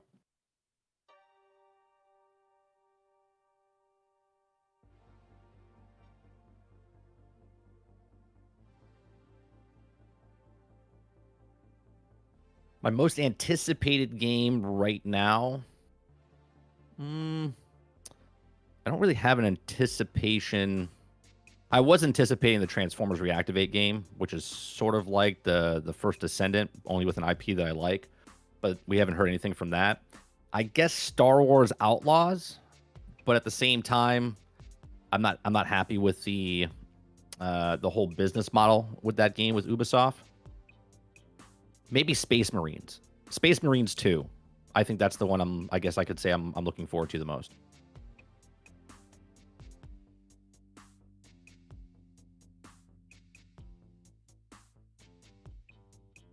I haven't yet, Z. I haven't. But that is more entertaining than watching the show itself. Yeah, I'm dead inside, Zubair. I am completely dead inside.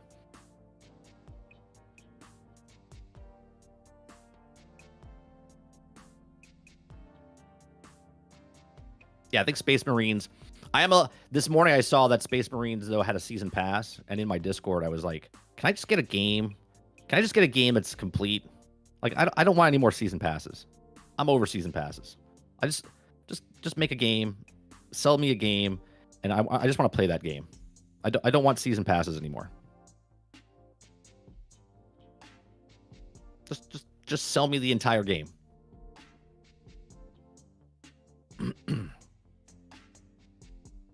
Oh, Light No Fire. Yeah, we didn't see anything about that, though. We didn't see anything about that.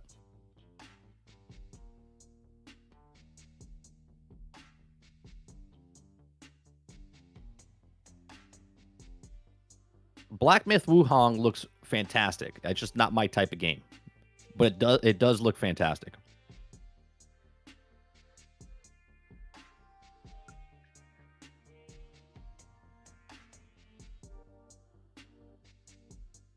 No, I get it, Patrick. But here's my thing with season passes.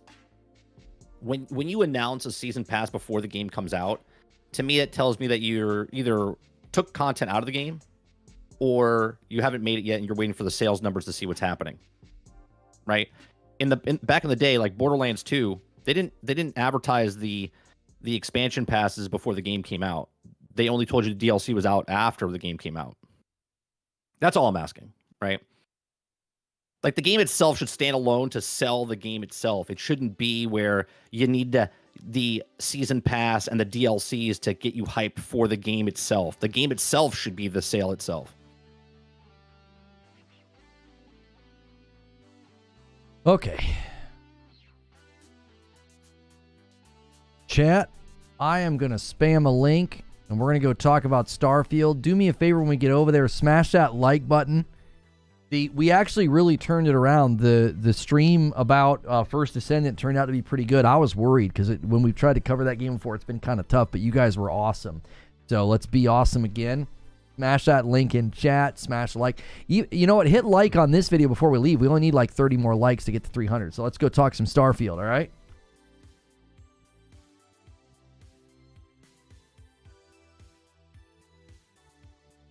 Thanks so much for checking out this video where every week on Friday, I try to. Sometimes we haven't been able to do it because of Summer Game Fest, but we're back. I sit down with my man 30 and Still Gaming, and we talk about a topic either from the week or something recently that happened. And I know he watched, a lot of the showcases and did a lot of his own coverage, and so did we. But we're back together because I want to talk Starfield, because I was hearing everybody was excited. I'm excited. I think Shattered Space looks good. The 60 FPS update I've heard is good, and I've continued to say I hope they can pull a Phantom Liberty moment for this game because I want to play it on my Series X. And they're starting to give me a reason to consider that. But now I'm hearing everybody's angry, and they brought mods to the game, and there's a lot of complaints. People are downvoting it on Steam even further than it already was. So I'm going to end the previous stream. We covered some First Descendant. Check out that upload. I outline my 3 rules for live service, and I'm worried that game's going to break those rules.